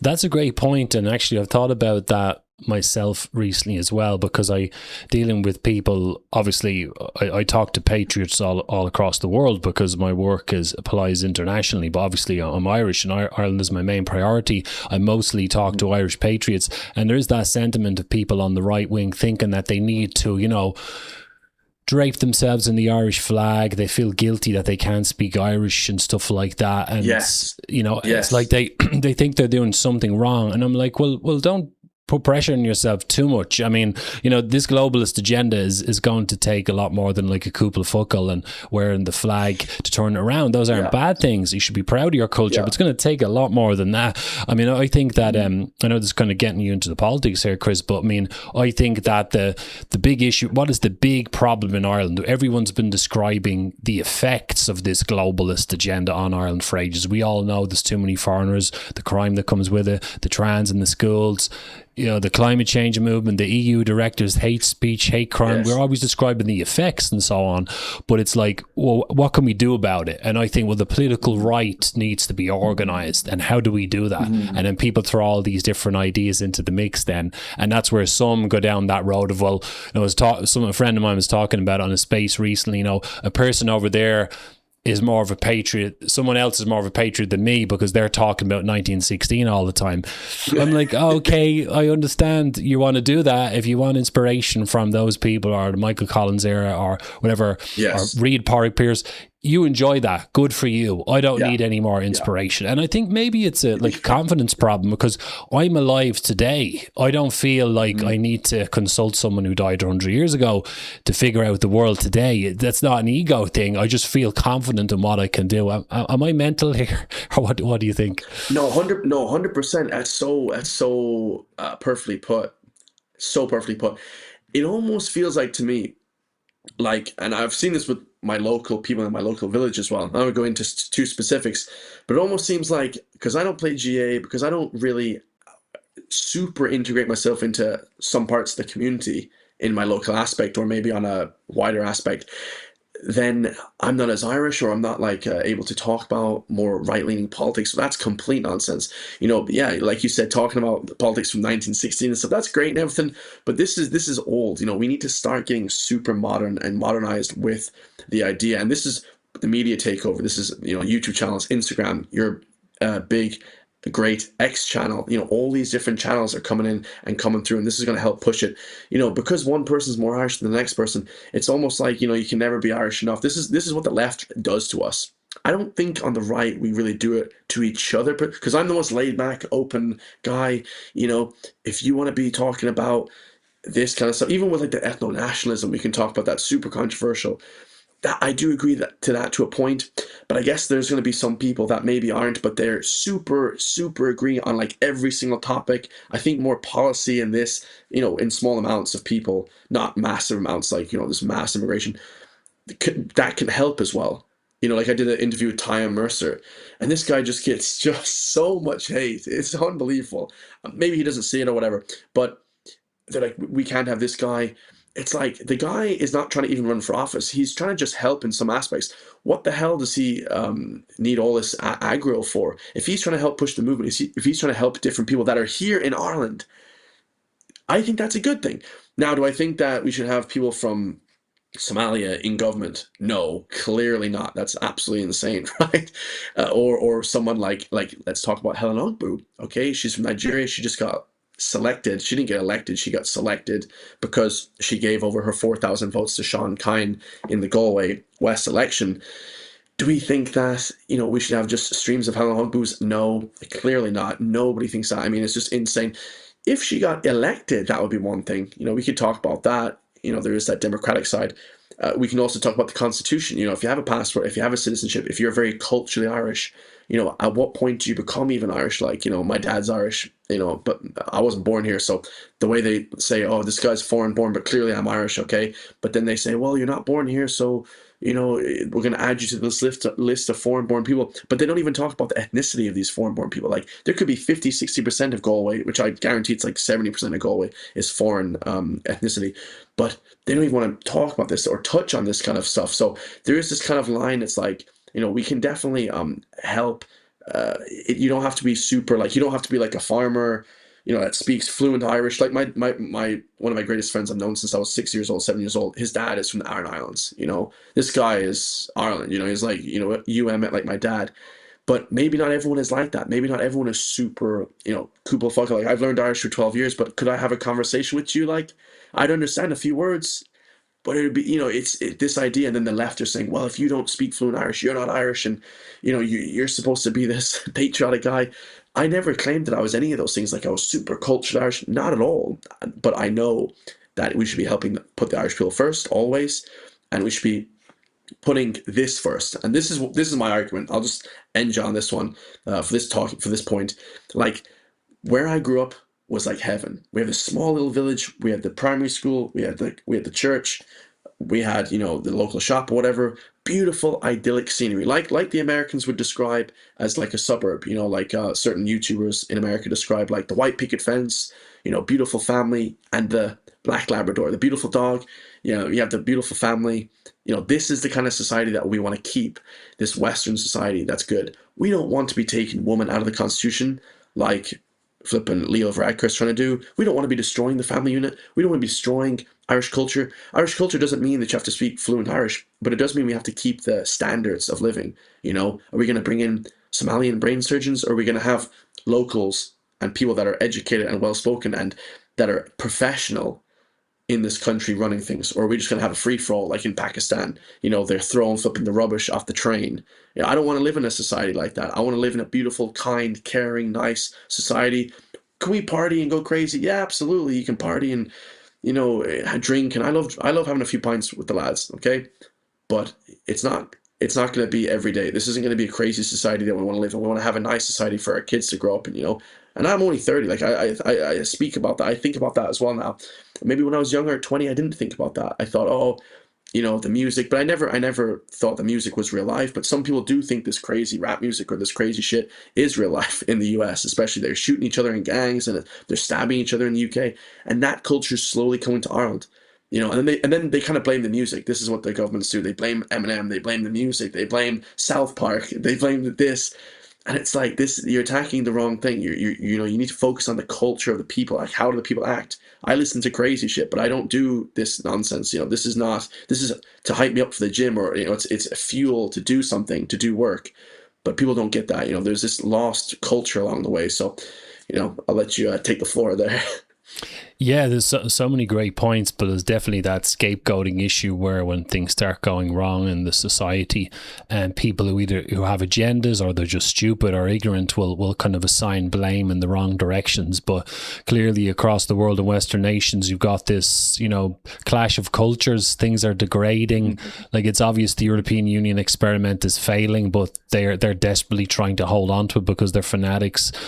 And there's so many other things you mentioned as well about the ethno stuff. I agree. I mean, you look at, say, like, I always think to myself, Chris, looking at a Western nation, clearly the right wing being organised is the priority. So anything that doesn't help that is part of the problem, in a way, works against it. So it has to be, like, you know, I've been saying it for years that, like, the right wing needs to get itself organised either in a single group or a small coalition of groups that work well together, and anything else is secondary to that. But it's getting people to work together. And then we're back to people's beliefs again. I've been saying this till I was blue in the face, that if everyone has different ideas about what the solution is, they don't want to work together. And they don't want to work together, you end up with the fracturing and the splintering of groups, and then everyone is small and weak. You can't make a difference, and the system just rolls on. It's an absolute mess. And looking at the American situation, they're already like a multi-ethnic society.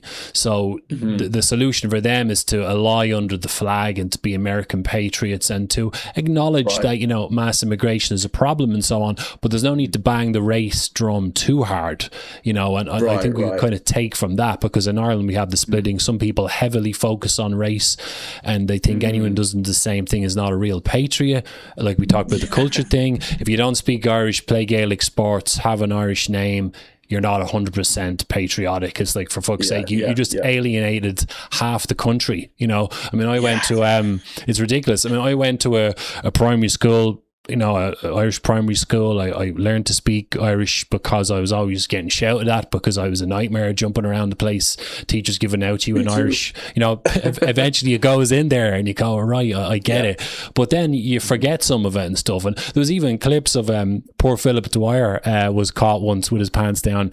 He's very prolific, good at what he does, going around all the iPass centres. He was, confronted by a bunch of lefties. One of them was, I think he was mixed race or 100% not Irish, but he spoke Irish, and he started, on to able to kind Gaelge to Phil, and Phil's going, I don't know, going red, and he was kind of caught and stuff. But the thing is, talk about how mad they are going to all that effort to learn a language just to prove a point that doesn't make sense, because the Marxist leftist camp like to pretend to be patriots to get away with their agenda. So it didn't mean anything. Like, what an idiot, like learning a whole language that has no practical use unless you go to the Aran Islands. But he's a lefty, so he's not learning it because he's proud of Irish culture. He's doing it to embarrass Philip Dwyer. It's just stupid. The whole thing, it's fake. It's ridiculous. It's madness, and they're trying to discredit people like Philip Dwyer. Philip Dwyer is one of the biggest patriots in the group, and I would never, just talking about our own side as well, like I would never try and discourage people. Like, we have spats on X and stuff just with, minor creators and stuff, and just joking around, and it's all good. I don't want to see these sort of prolonged, sort of beefs, you call them, or prolonged wars with people on our own side. I'm very happy to take a back seat. I never want to be, and I'm not taking a front seat in any aspect as is, with like John Waters and these people, absolutely not.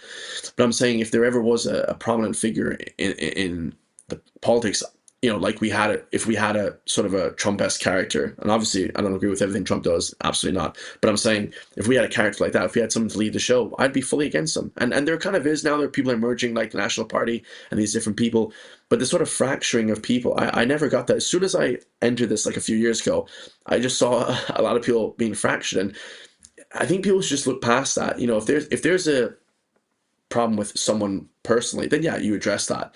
But kind of this kind of idea that you're like trying to bring down parties or fighting each other, you're not as Irish as me, and this guy doesn't speak like this, or maybe just like trivial things like this guy insulted me once in a pub. It's like we need to start being like looking past these things, and that's masculinity. Masculinity is laid back, it's peaceful, it's relaxing. Fighting with guys because they said something, it just, to me, just seems like such a non-issue. And the left will take this and they'll run with that, and they'll use that to discredit people. They'll use that to manipulate us and trying to infiltrate the group. But I've heard people on the left and in the left wing saying in Galway, a lot of my friends, from different political backgrounds, they would say, that's the one thing that the right does have. They have more of a unity. But maybe I would look at it sometimes like I think more of the left have unity. So I think maybe we do have great unity on the right. We just need to kind of keep pushing forward with that, to a certain extent.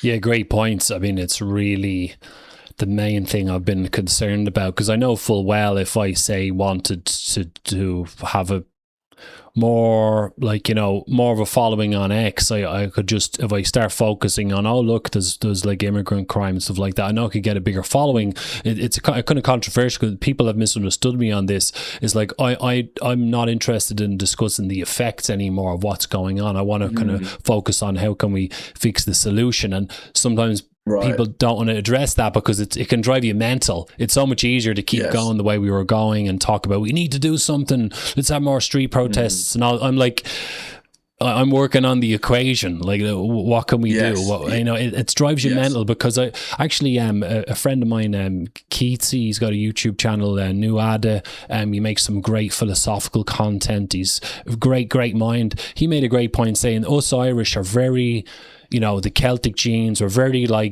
tuned to romanticism and creativity and poetry and stuff. Maybe we're not so good at the left brain stuff of, technical, organizational, logical, arguably, you know what I mean? So it's not good for team building, and we do have tendencies to the drama and ripping the backs off each other and splitting into groups I mean, it's terrible for team building. It really is. How do you fix that? How do you square that circle? So I mean, that's why in so many ways, I don't get all doom and gloom on you and stuff and leave the interview depressed, but like I've I kind of feel at times I feel like it's good to detach from from the Irish scene sometimes, because this has been going on for years, particularly when if you've been doing this a long time and fully alert to what's going on. It can drive you mental. And we mentioned Owen Lennon earlier. He did say that. I made a point about this fracturing or toxic elements within the right wing in Ireland,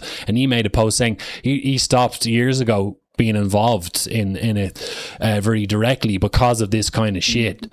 You know, it's tricky. It's very frustrating, and not everyone is the same. Like we talked about the cultural thing earlier. Talking about the culture, protecting the culture is great, but yet the problem remains what I said of getting the political right organised, and that's my kind of take on it. Anyway.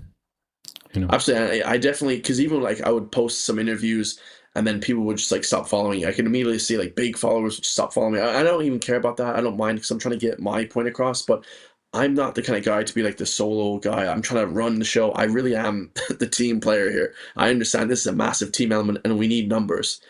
Listening to a great guy, he organized a lot of these protests. I went to one, I believe, in Athlone last year, and I forget his name now, but it'll come back to me. But he was saying in an interview on the James Conway podcast, he said, you know, we need the numbers.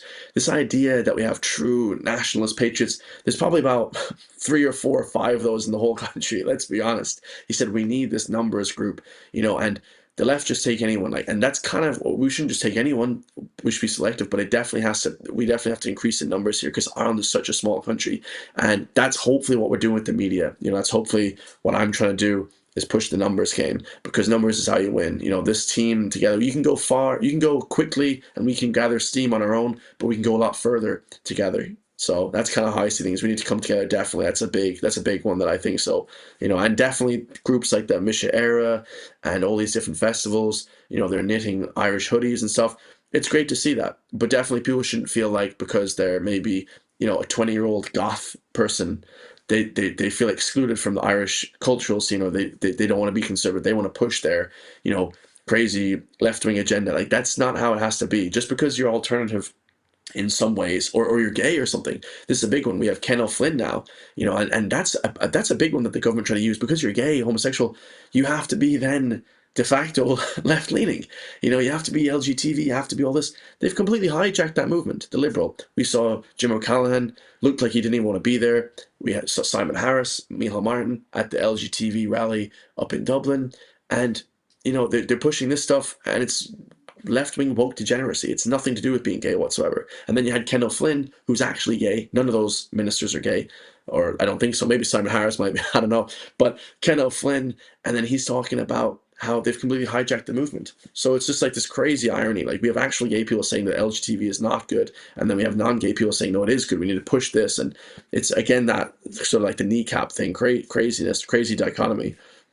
Yeah, spot on. And I've said this as well. Again, if people are too fussy about what it means to be a true rebel or a patriot who opposes the globalist agenda, if they've got certain criteria in their head, the person needs to be, you know, the basic stuff like 100% Irish genetically, heterosexual, loves 1916 rebels, loves Michael Collins, has read Pádraig Pearse, speaks Irish. You'd be left with 5 people. You know, and if that, and like you said, you need numbers. You can't achieve anything with that. And I see it all the time, because I suppose my kind of specialty area is ideology, indoctrination, the globalist agenda, and so on. And I look at this pattern, and obviously the communism thing, and I look at this pattern of people on the right shooting themselves because of their own, shooting themselves in the foot because of their own beliefs and so on. It happens all the time, and it's not good for getting those numbers up. I totally agree with what you said. You know, influencing the culture to get more people on board, and like normalize the idea of being nationalist and patriots, and particularly amongst the youth. You know, because the education system is there. I mean, the plank number 10 of the Communist Manifesto, which is written in 1848, was free education in public schools. What a shocker, right? So get control of the kids' brains. So people like us, if we're not careful, are going to be the dinosaurs who believe in nationhood and traditional values and so on. So, you know, we're really up against it, and so much to say on all that. But, you know, don't only keep just one point on that as well. Yeah. Just when you talk about the education aspect there, I don't want to interrupt you, but, you know, I have a lady emailing me every couple of weeks. She said when she went into the public library of Galway, they take down basically all my videos. There was just a few music ones that were left. I don't know how they even did that. It's incredible. They just had music videos left on my YouTube channel. Okay, so then when she went back again recently, she emailed me like 2 months ago. Then she went back recently. The whole channel is just taken down. You can't access anything on the Galway Public Library. They've just targeted the channel. Nothing else has been taken down, just my content. So they're obviously targeting people. The government are definitely being told, don't bring this guy into schools. Don't talk about me. They'll never have me on mainstream news ever. That's just never going to happen. I saw like Taya Mercer, Ben Scallon, all these people. They were on this show Dinner with the Enemy. I don't know if you saw this one. It was like all these different like Irish creators. It's really interesting. It was actually a good program. I liked watching it. And they had like a few like far right people like Ben Scallon, who you wouldn't even consider this guy or any of these people to be radical in any sense. But you had those, and then you had like the left as well. They're on, and you had a few moderate people. The one guy at the very beginning of the show who actually was like proper right-leaning conservative stuff that we would talk about in the mainstream on the right, he just got kicked off the show in a day. And then you had really moderate people, and I'm not saying Ben is moderate or Time's moderate, but you had really people that weren't in any way even pushing the boundaries. They just left everybody on the show, and it was a complete, and I talked to him about it as well. It's just a complete joke of a show, and this is what they're doing. They're trying to control that narrative. Even on the right now, they're trying to control it, but they'll never have me on their shows. They'll never have someone like me or the other creators like Michael McCarthy on Instagram. They'll never have this guy gets 15 million views per Instagram post. They'll never have this guy on any of these big mainstream platforms because they want people that they kind of got a little bit like. Ben can't talk too much because he does work for the gripped media, and I like Ben a lot. He's a great guy, but I'm saying he has to kind of stay within the guidelines. The one guy that didn't have to stay within guidelines got kicked off the show immediately.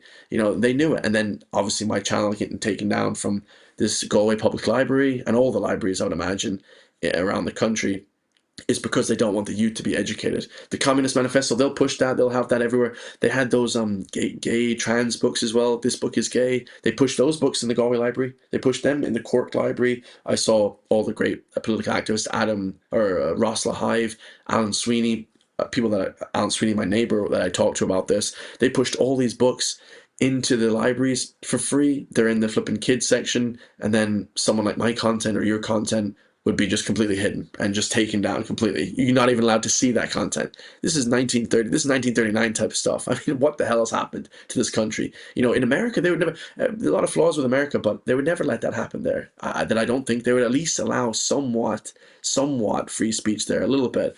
I do know they have a restriction there a little bit in some ways too, but they definitely would allow a lot, especially YouTube channels, more to be shown. So there's no right in this country that's allowed to be shown in any way whatsoever. I'm not sure what your thoughts are on that. Yeah, again, none of this stuff shocks me. And, whenever you get these people, because like I say in my work, Chris, we're dealing with a cult pretty much. They operate like a cult. It's hundreds of millions of people in this cult all across the world. I don't know how many. And they believe they're doing the right thing. So if you come along, do your videos talking about, an immigrant crime or an IPAS center or something like that, or some journalist said something that was very left-leaning or whatever you're highlighting, their brain processes what you're doing and thinks that's wrong. This is far right fascist thinking, and then they feel justified in suppressing what you're doing and stopping your reach. And if they just happen to be running a website or the YouTube channel, or they're running a school, or they're in charge of a social club or whatever it is, they're not going to allow that message to reach people. They feel that this is unethical and they've got the right way of doing it. And some of them are so brainwashed, you could literally have 100 people standing there telling that this is censorship. You realize that, right? You're policing people's thoughts. This is wrong. It doesn't matter. It doesn't matter, particularly if they've been through university. They've been conditioned into that too, that if anyone ever tries to tell them that they're wrong, they just ignore you because you don't know what you're talking about. The whole thing is a mess. And we keep hitting this wall. It's like it's happened all across the world in Western countries. You talk to patriots, the same shit's going on everywhere constantly. These nut jobs involved who are trying to tell us they're responsible for creating this situation, and we resist it. They tell us that we're crazy and our opinions don't have to be heard. This is completely backwards, And the funding is incredible for these people. Left-wing NGOs, pushed massively. Millions are funded by these like woke left-wing NGOs from the US are pushing NGOs here in Ireland. We have 35,000 woke left-wing NGOs here in Ireland. 35,000. I mean, this is like that is like a flipping military. That's like a small army of people that are just pushed to say crazy stuff. And I remember speaking to an actual woman on a night out before, and she literally told me, when I leave college, and she was about 40, when I leave college, I want to be part of an NGO. I mean, it was just like, what? Like, and she was spouting off all this left-wing craziness. And, you know, this is the social regulation. They don't want you to talk about stuff. And in my personal opinion, why I got so pissed off, and why one of the reasons I made the channel as well, and why I'm really pushing this, is because of this social regulation here in Ireland. You know, and they fractured it first. The government fractured it first. They promised us kind of a nice, peaceful Irish society, like the Western world, like they were used to back in the 90s, 80s, 70s, where you're not going to get beheaded walking down the street. They promised us this, but then they broke that, the social regulation. But now the only social regulation that they have over the Irish people is other Irish people telling them, hey, don't talk about that. Don't talk about the corruption in the GA. Don't talk about this stuff. You'll get alienated. You'll get all these people to stop talking to you. But really, I couldn't care less, guys. I will now break the social regulation with my YouTube channel because they did it first. They basically, you know, pushed the first button of war, and now we're in a psychological war, because now we're pushing back and we're saying the truth about what people haven't been able to say for so long. And that's what it is. They hate it. They literally want us to stop talking every single day, but we're never going to stop talking. We're going to keep pushing every single day, and we're going to change this country once and for all. And that's how it is. These people are completely corrupt. They're completely tyrannical, and they're relying on other Irish people when you go out for pints with your friends, and when you're having the pints of Guinness with your friends, saying, I wouldn't do that. When I first started this YouTube channel, I had two friends directly tell me, oh, I'd never do that. I'd never do that. And I was already reacting to politics, and I love politics since I was younger. So I'm like, why are they telling me not to do this if something I love? You know, why is going against the grain? And it's not even going against the grain, because millions of people, I guarantee hundreds of thousands of people in Ireland, across Europe, in America, millions of people agree with this narrative. Absolutely. But for some reason, because these people maybe have regular 9-to-5 jobs, or because they don't want to lose their girlfriend or boyfriend or upset their family, they don't want to talk about this stuff. No. The time for talking is now. We need to start talking. Those days of not talking about things in Ireland are over. I couldn't care less. Whether you agree or not, we're going to be talking about them. And there's nothing that's ever going to stop me, ever. And that's end of story. And they hate that. This is the thing. Us Irish people, we hate that. We hate a guy. Not me. I love people speaking up, actually. I actually love crazy people speaking. I was listening to Dr. Umar, this like black nationalist radical guy in America. He's a YouTuber. And he talks about how black people shouldn't even date white women, all this crazy stuff. I actually like listening to people like that because it gives me an understanding of what they're about. And in some ways, I was like, okay, some points are correct. Now, you don't go too crazy, start listening to everyone, every political figure, and agreeing with everything. But you start to understand that the people that really are the good people in this world, the people that are open and open-minded and speaking about things that a lot of people won't speak about. I prefer people like that. I absolutely prefer people that speak their mind on a whole host of topics like you do. That's why I love watching your content all the time. I share your stuff all the time. I say this is the way forward.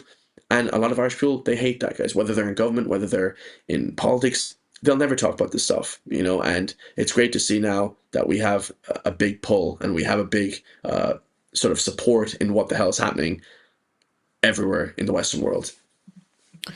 Brilliantly said, Chris. I mean, yeah, so many great points there, and I suppose the Irish, something I noticed, because I've lived abroad for many years as well. Like in my adulthood, I kind of lived in different countries and stuff, and I definitely, you know, thought about, you know, when you go away and you come back, you notice traits more within your own people you mightn't have seen before, because you've had a break from them, you know. And I think one of the things that's probably in our culture is, I don't know, like a lack of confidence thing in there somewhere, or a low self-esteem thing. I don't know if I'm onto something, but I think that kind of held us back, and the lefties were so good at, I mean, I talk about it in my work, Chris, that since the 1920s, like the communists were in the States, in America, telling people that if they went against anyone who disagreed with them, they were encouraging people to call them fascists and racists, So it's a very old tactic. And they weren't calling people Nazis back in those days because they just weren't famous yet. But Mussolini was famous, So when the Nazis came along, then they start calling people Nazis, and these are the names they've been calling us. It's a very effective tactic, and it puts people back in their box. And like you say, when the time for silence is long gone, and people have to be more confident. I mean, the only thing I worry is that have people left it too late, because that tactic, any tactic that the enemy uses, is never going to be permanently successful. It kind of loses its, like a magic spell. It kind of wears off after a while, and people are sick of being called, racist and fascist. Doesn't work anymore. Now they have to come up with new names, and they have I actually have a section in my book where I list all the names by cause and stuff, and just to break down the psychology of it. But like you say, I mean, you have to keep being brave, keep pushing your message out there, and then ignore the naysayers. Like you said, there's always going to be people telling you that you're going too far. I mean, I deal with it all the time as well, but you have to, if you're a servant of truth, you just push on, regardless of whether people really appreciate it or not. I mean, I'd love to hear your thoughts on that as well. Yeah, absolutely well said. And it's super sad to see that, like, people that are actually really traditionally Irish don't even think like us. I was talking to a 22-year-old girl. Now, this girl, she told me she'd never been on a plane. Okay, she never left Ireland. She never left Kerry. She's from Kerry, GAA. Even a redhead. I'm the most Irish person you can get. And she said, I don't like the videos. I don't really align with what you think. And I'm thinking to myself, Jesus, like, this is incredible stuff. It has to be through social media and work. It can't be through her own traditional. She's playing GA. She's around Irish people constantly. Like all my friends are foreign. Like, I don't even really have, like, I mean, my good friends are Irish too, but a lot of my friends Brazilian, from Africa, so all these different places. Very, very different culture. But I know, and I will always say what's correct and what I think. I'm not going to back down from these topics just because you might lose some friends or whatever, or people might not agree with you. You might lose your girlfriend or boyfriend. I mean, this is the reality of the situation. They don't want to be questioned by their family. And this girl literally was quintessential. She was Ireland as far as I see, like my dad, and completely don't agree with anything. I mean, I couldn't believe. I said, wow, this is just complete indoctrination. And you'll lose a lot of friends. And have I lost friends? A lot of people did stop talking to me when I first started YouTube. They say, oh, you think you're going to be famous, and they insult you and they talk shit. It's like, that's not it at all. As soon as you start a YouTube channel, they think that you want to be like Jake Paul or one of these guys, like, one of these huge, like, that's not it at all. You can have a small business, or you can do other things. I do personal training as well, so it's not just the YouTube, but the social regulation is crazy. It's just crippling in Ireland. We don't do anything because everybody's afraid. And it's not about bravery per se. I do agree bravery. People say you're brave to say it. I don't think I'm brave like that personally, but you are right. The bravery it takes to go out of your box, stop doing your 9 to 5, doing something else. This is what really matters. This is where true strength comes from. This is where true power comes from. And you really feel like you're helping make a change, not just because you're going against the grain, because I think that people are on this same scale. I do think that everyone thinks like this in Ireland. A lot of people think like this, but the few people that you think, like some of my friends, that I think that they're more right-leaning because they're super Irish GA heads, really like this, and they're completely against what I'm saying. I'm like, geez, I can't believe this. This is madness, really, and complete madness. People that have lived here their whole life, both their parents are Irish, they're playing GA, and they're not on the same wavelength. It's just maddening to me. I can't believe it. And from a small village, we're from rural Ireland. I mean, it's just great. And I think this is the education. This is the education, really. This is them being told constantly by their TikTok phone, by their parents, by their teachers in school. Secondary school teachers as well, and they're female teachers, because most secondary school and primary school teachers are women. This sort of like subservient attitude, don't be subservient is the worst thing you can be. Okay, like this David Goggins, he said, if you're subservient, if you listen to everyone around you, you're gonna feel terrible. You're gonna be the biggest bitch ever. You're gonna feel like flipping, you can't do anything in life. And this confidence and motivation is what you need to pursue and be big, strong, like we all want to be. It's a lot of influences as a youth as well.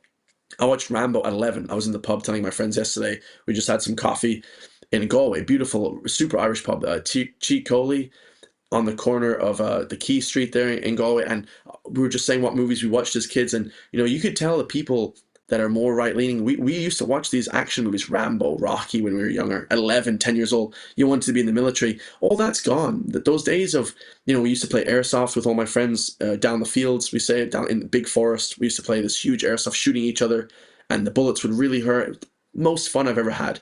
At 16, 17, from 15 years old, 14 years old, till about 26, we played airsoft paintball, basically, every single flipping week with my friends. Amazing. Best time of my life. We had ticks on us. The ticks at those time didn't have Lyme disease. Now we have Lyme disease in Galway. I don't know where it came from. You know, that's another topic for another day. But we had beautiful times, and they're trying to get rid of that. They're trying to get rid of this masculinity. They don't want people doing airsoft, or they don't want kids going crazy, chopping down trees. We used to light fires, chop down trees, shoot each other with the airsoft. They don't want that anymore. They want just a subservient, you know, pussy society where we're just constantly on the phone. We're constantly just, you know, listen to this bullshit left-wing ideology. And they don't want all men just castrated, you know, not hitting the gym, don't do any of that. And then it's like disgusting society that we now live in. But hopefully we can pull it back by waking people up and telling people day to day what the truth is, you know. Yeah, I mean, so many great stuff there. Well, the first one, you mentioned about the girl who was like the image of Ireland so much, but yet she's almost like a little bit Marxist by default, or leftist by default. Yes. Talk about that in the book. It's like people are resistant to this stuff, and you're like, my God, you look like you could be jumping out of a pot of gold dressed like a fucking leprechaun. Yet, you know, for any Americans watching, like the stereotype of Ireland, but yet they're resistant to these ideas is extraordinary. Like they're like that way by default. I mean, the stuff that you present them with is actually what should be normal to them, not the other way around. And it's incredible. Like I always say, I look at people and it takes me a few seconds to get a read on them. Now, it's easier with a content creator because getting a read on people when it comes to ideology is part of what I do, of course. But like, say, it's different for, say, someone like yourself who's a content creator. I can see your opinions in the stuff that you make. But a normal person, it might take a few minutes to figure them out. And sometimes you think, oh, they're kind of on my side and they understand me. And then they come out with something mental, or you say something and they kind of go, what do you mean? What do you mean? What do you mean? There's only two genders, like, you know, transphobe, and you go, right, for fuck's sake, and you get that shock. Yeah. Like, it's incredible. Like, that's why I say it's a lot of this stuff is not natural. What's going on here? And as for the masculinity thing and so on, I mean, we've talked about this a lot in my work. The whole thing of the lefty kind of state control thing, and controlling the education system, turning people into the collective, and so on. They don't want strength in society and independent thought and all these types of things. And, you know, the stereotype that they're not hard-working types. You know, like you said earlier, people who come through the education system, their education is all geared towards them, you know, joining the NGO complex, which doesn't help the economy. It actually takes money from it. And I mean, I've had like a very varied life so far, but I've done some really hard jobs like scaffolding labor, farming, construction stuff. It's horrible work. I wouldn't wish that on my enemies sometimes, particularly in extreme weather conditions. I'm talking about freezing cold mornings in the London winter to an Australian summer. I've done it all, and it really gives you a sense of that mental strength, personal strength, where, you know, you're not so easily malleable as well. You can do your own thing and go against the grain, like you said. I mean, if you can handle a bit of physical rough and tumble, whether it's sports or airsoft or whatever it is, you're certainly not going to be afraid of people calling you hurdy words or people ostracizing you from the group. No, kind of ranting here, but you get what I'm saying. That thing of strength and so on. It's a big part of independence, isn't it? Absolutely, and it's definitely the mental strength. You know, people talk about physical strength. A lot of people that I've realized that do go to the gym and play sports, that I played sports my whole life since 3 years old.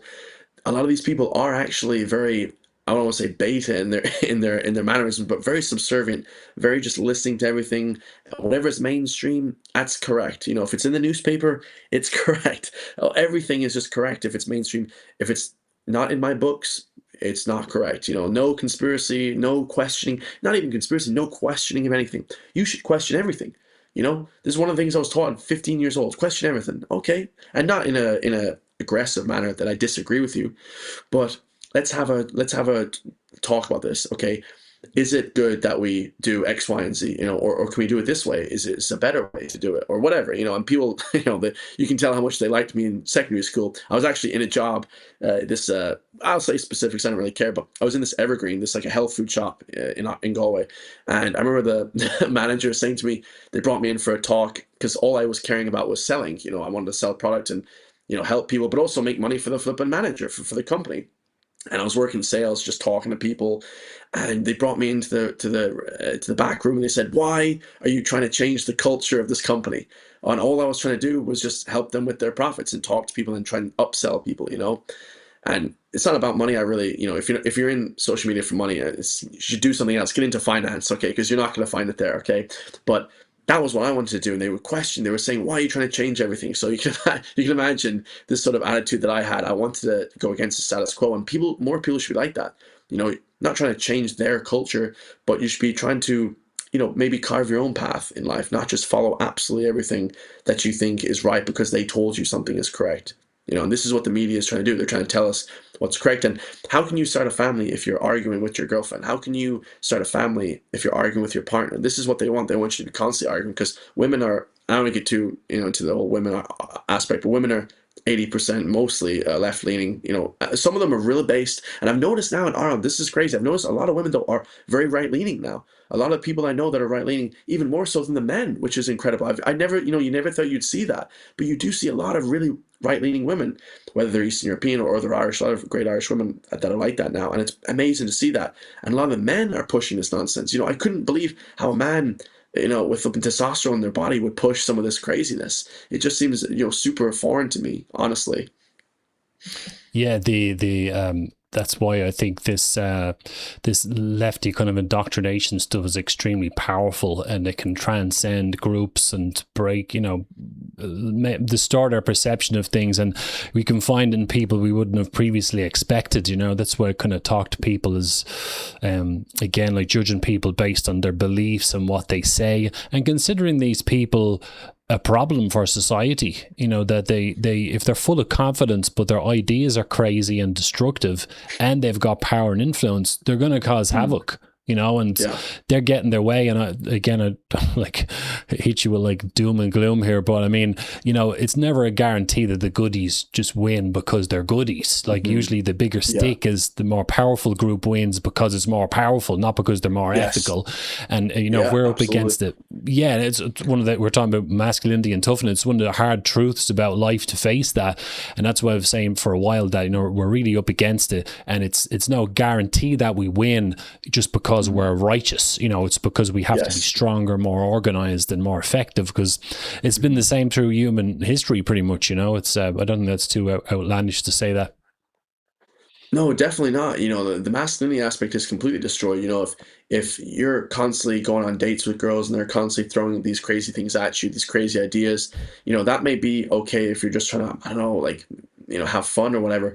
But if you're trying to settle down, start a family, and have kids, and push on the Irish nation and the people, it's going to be impossible. It's going to be impossible if this woman thinks all these crazy things. Maybe it doesn't transfer too heavily, but definitely in relationships, with friendships, I don't care personally. I'll hang out with anyone, literally. I hang out with friends. We go drinking, and I still do. People are left leaning. I just want to keep maybe sometimes the opinions to yourselves. You don't have to bring politics into everything, every aspect of life. But now it's almost starting to become like that. Everything is starting to become so politicized. The sports now are politicized. Flipping everything is politicized. Your friendship groups, everything, and it's getting very fractured. And that's, I don't know if that's that good either. It is definitely what's happening now is people are bunching up into groups. Race, this religion, this, and then people are really starting to group up. I've seen that in the last few months now, definitely. And if they're going to be doing it on the left, unfortunately, we kind of have to do it a little bit as well. I don't particularly like that. Like I said, it's more policy for me.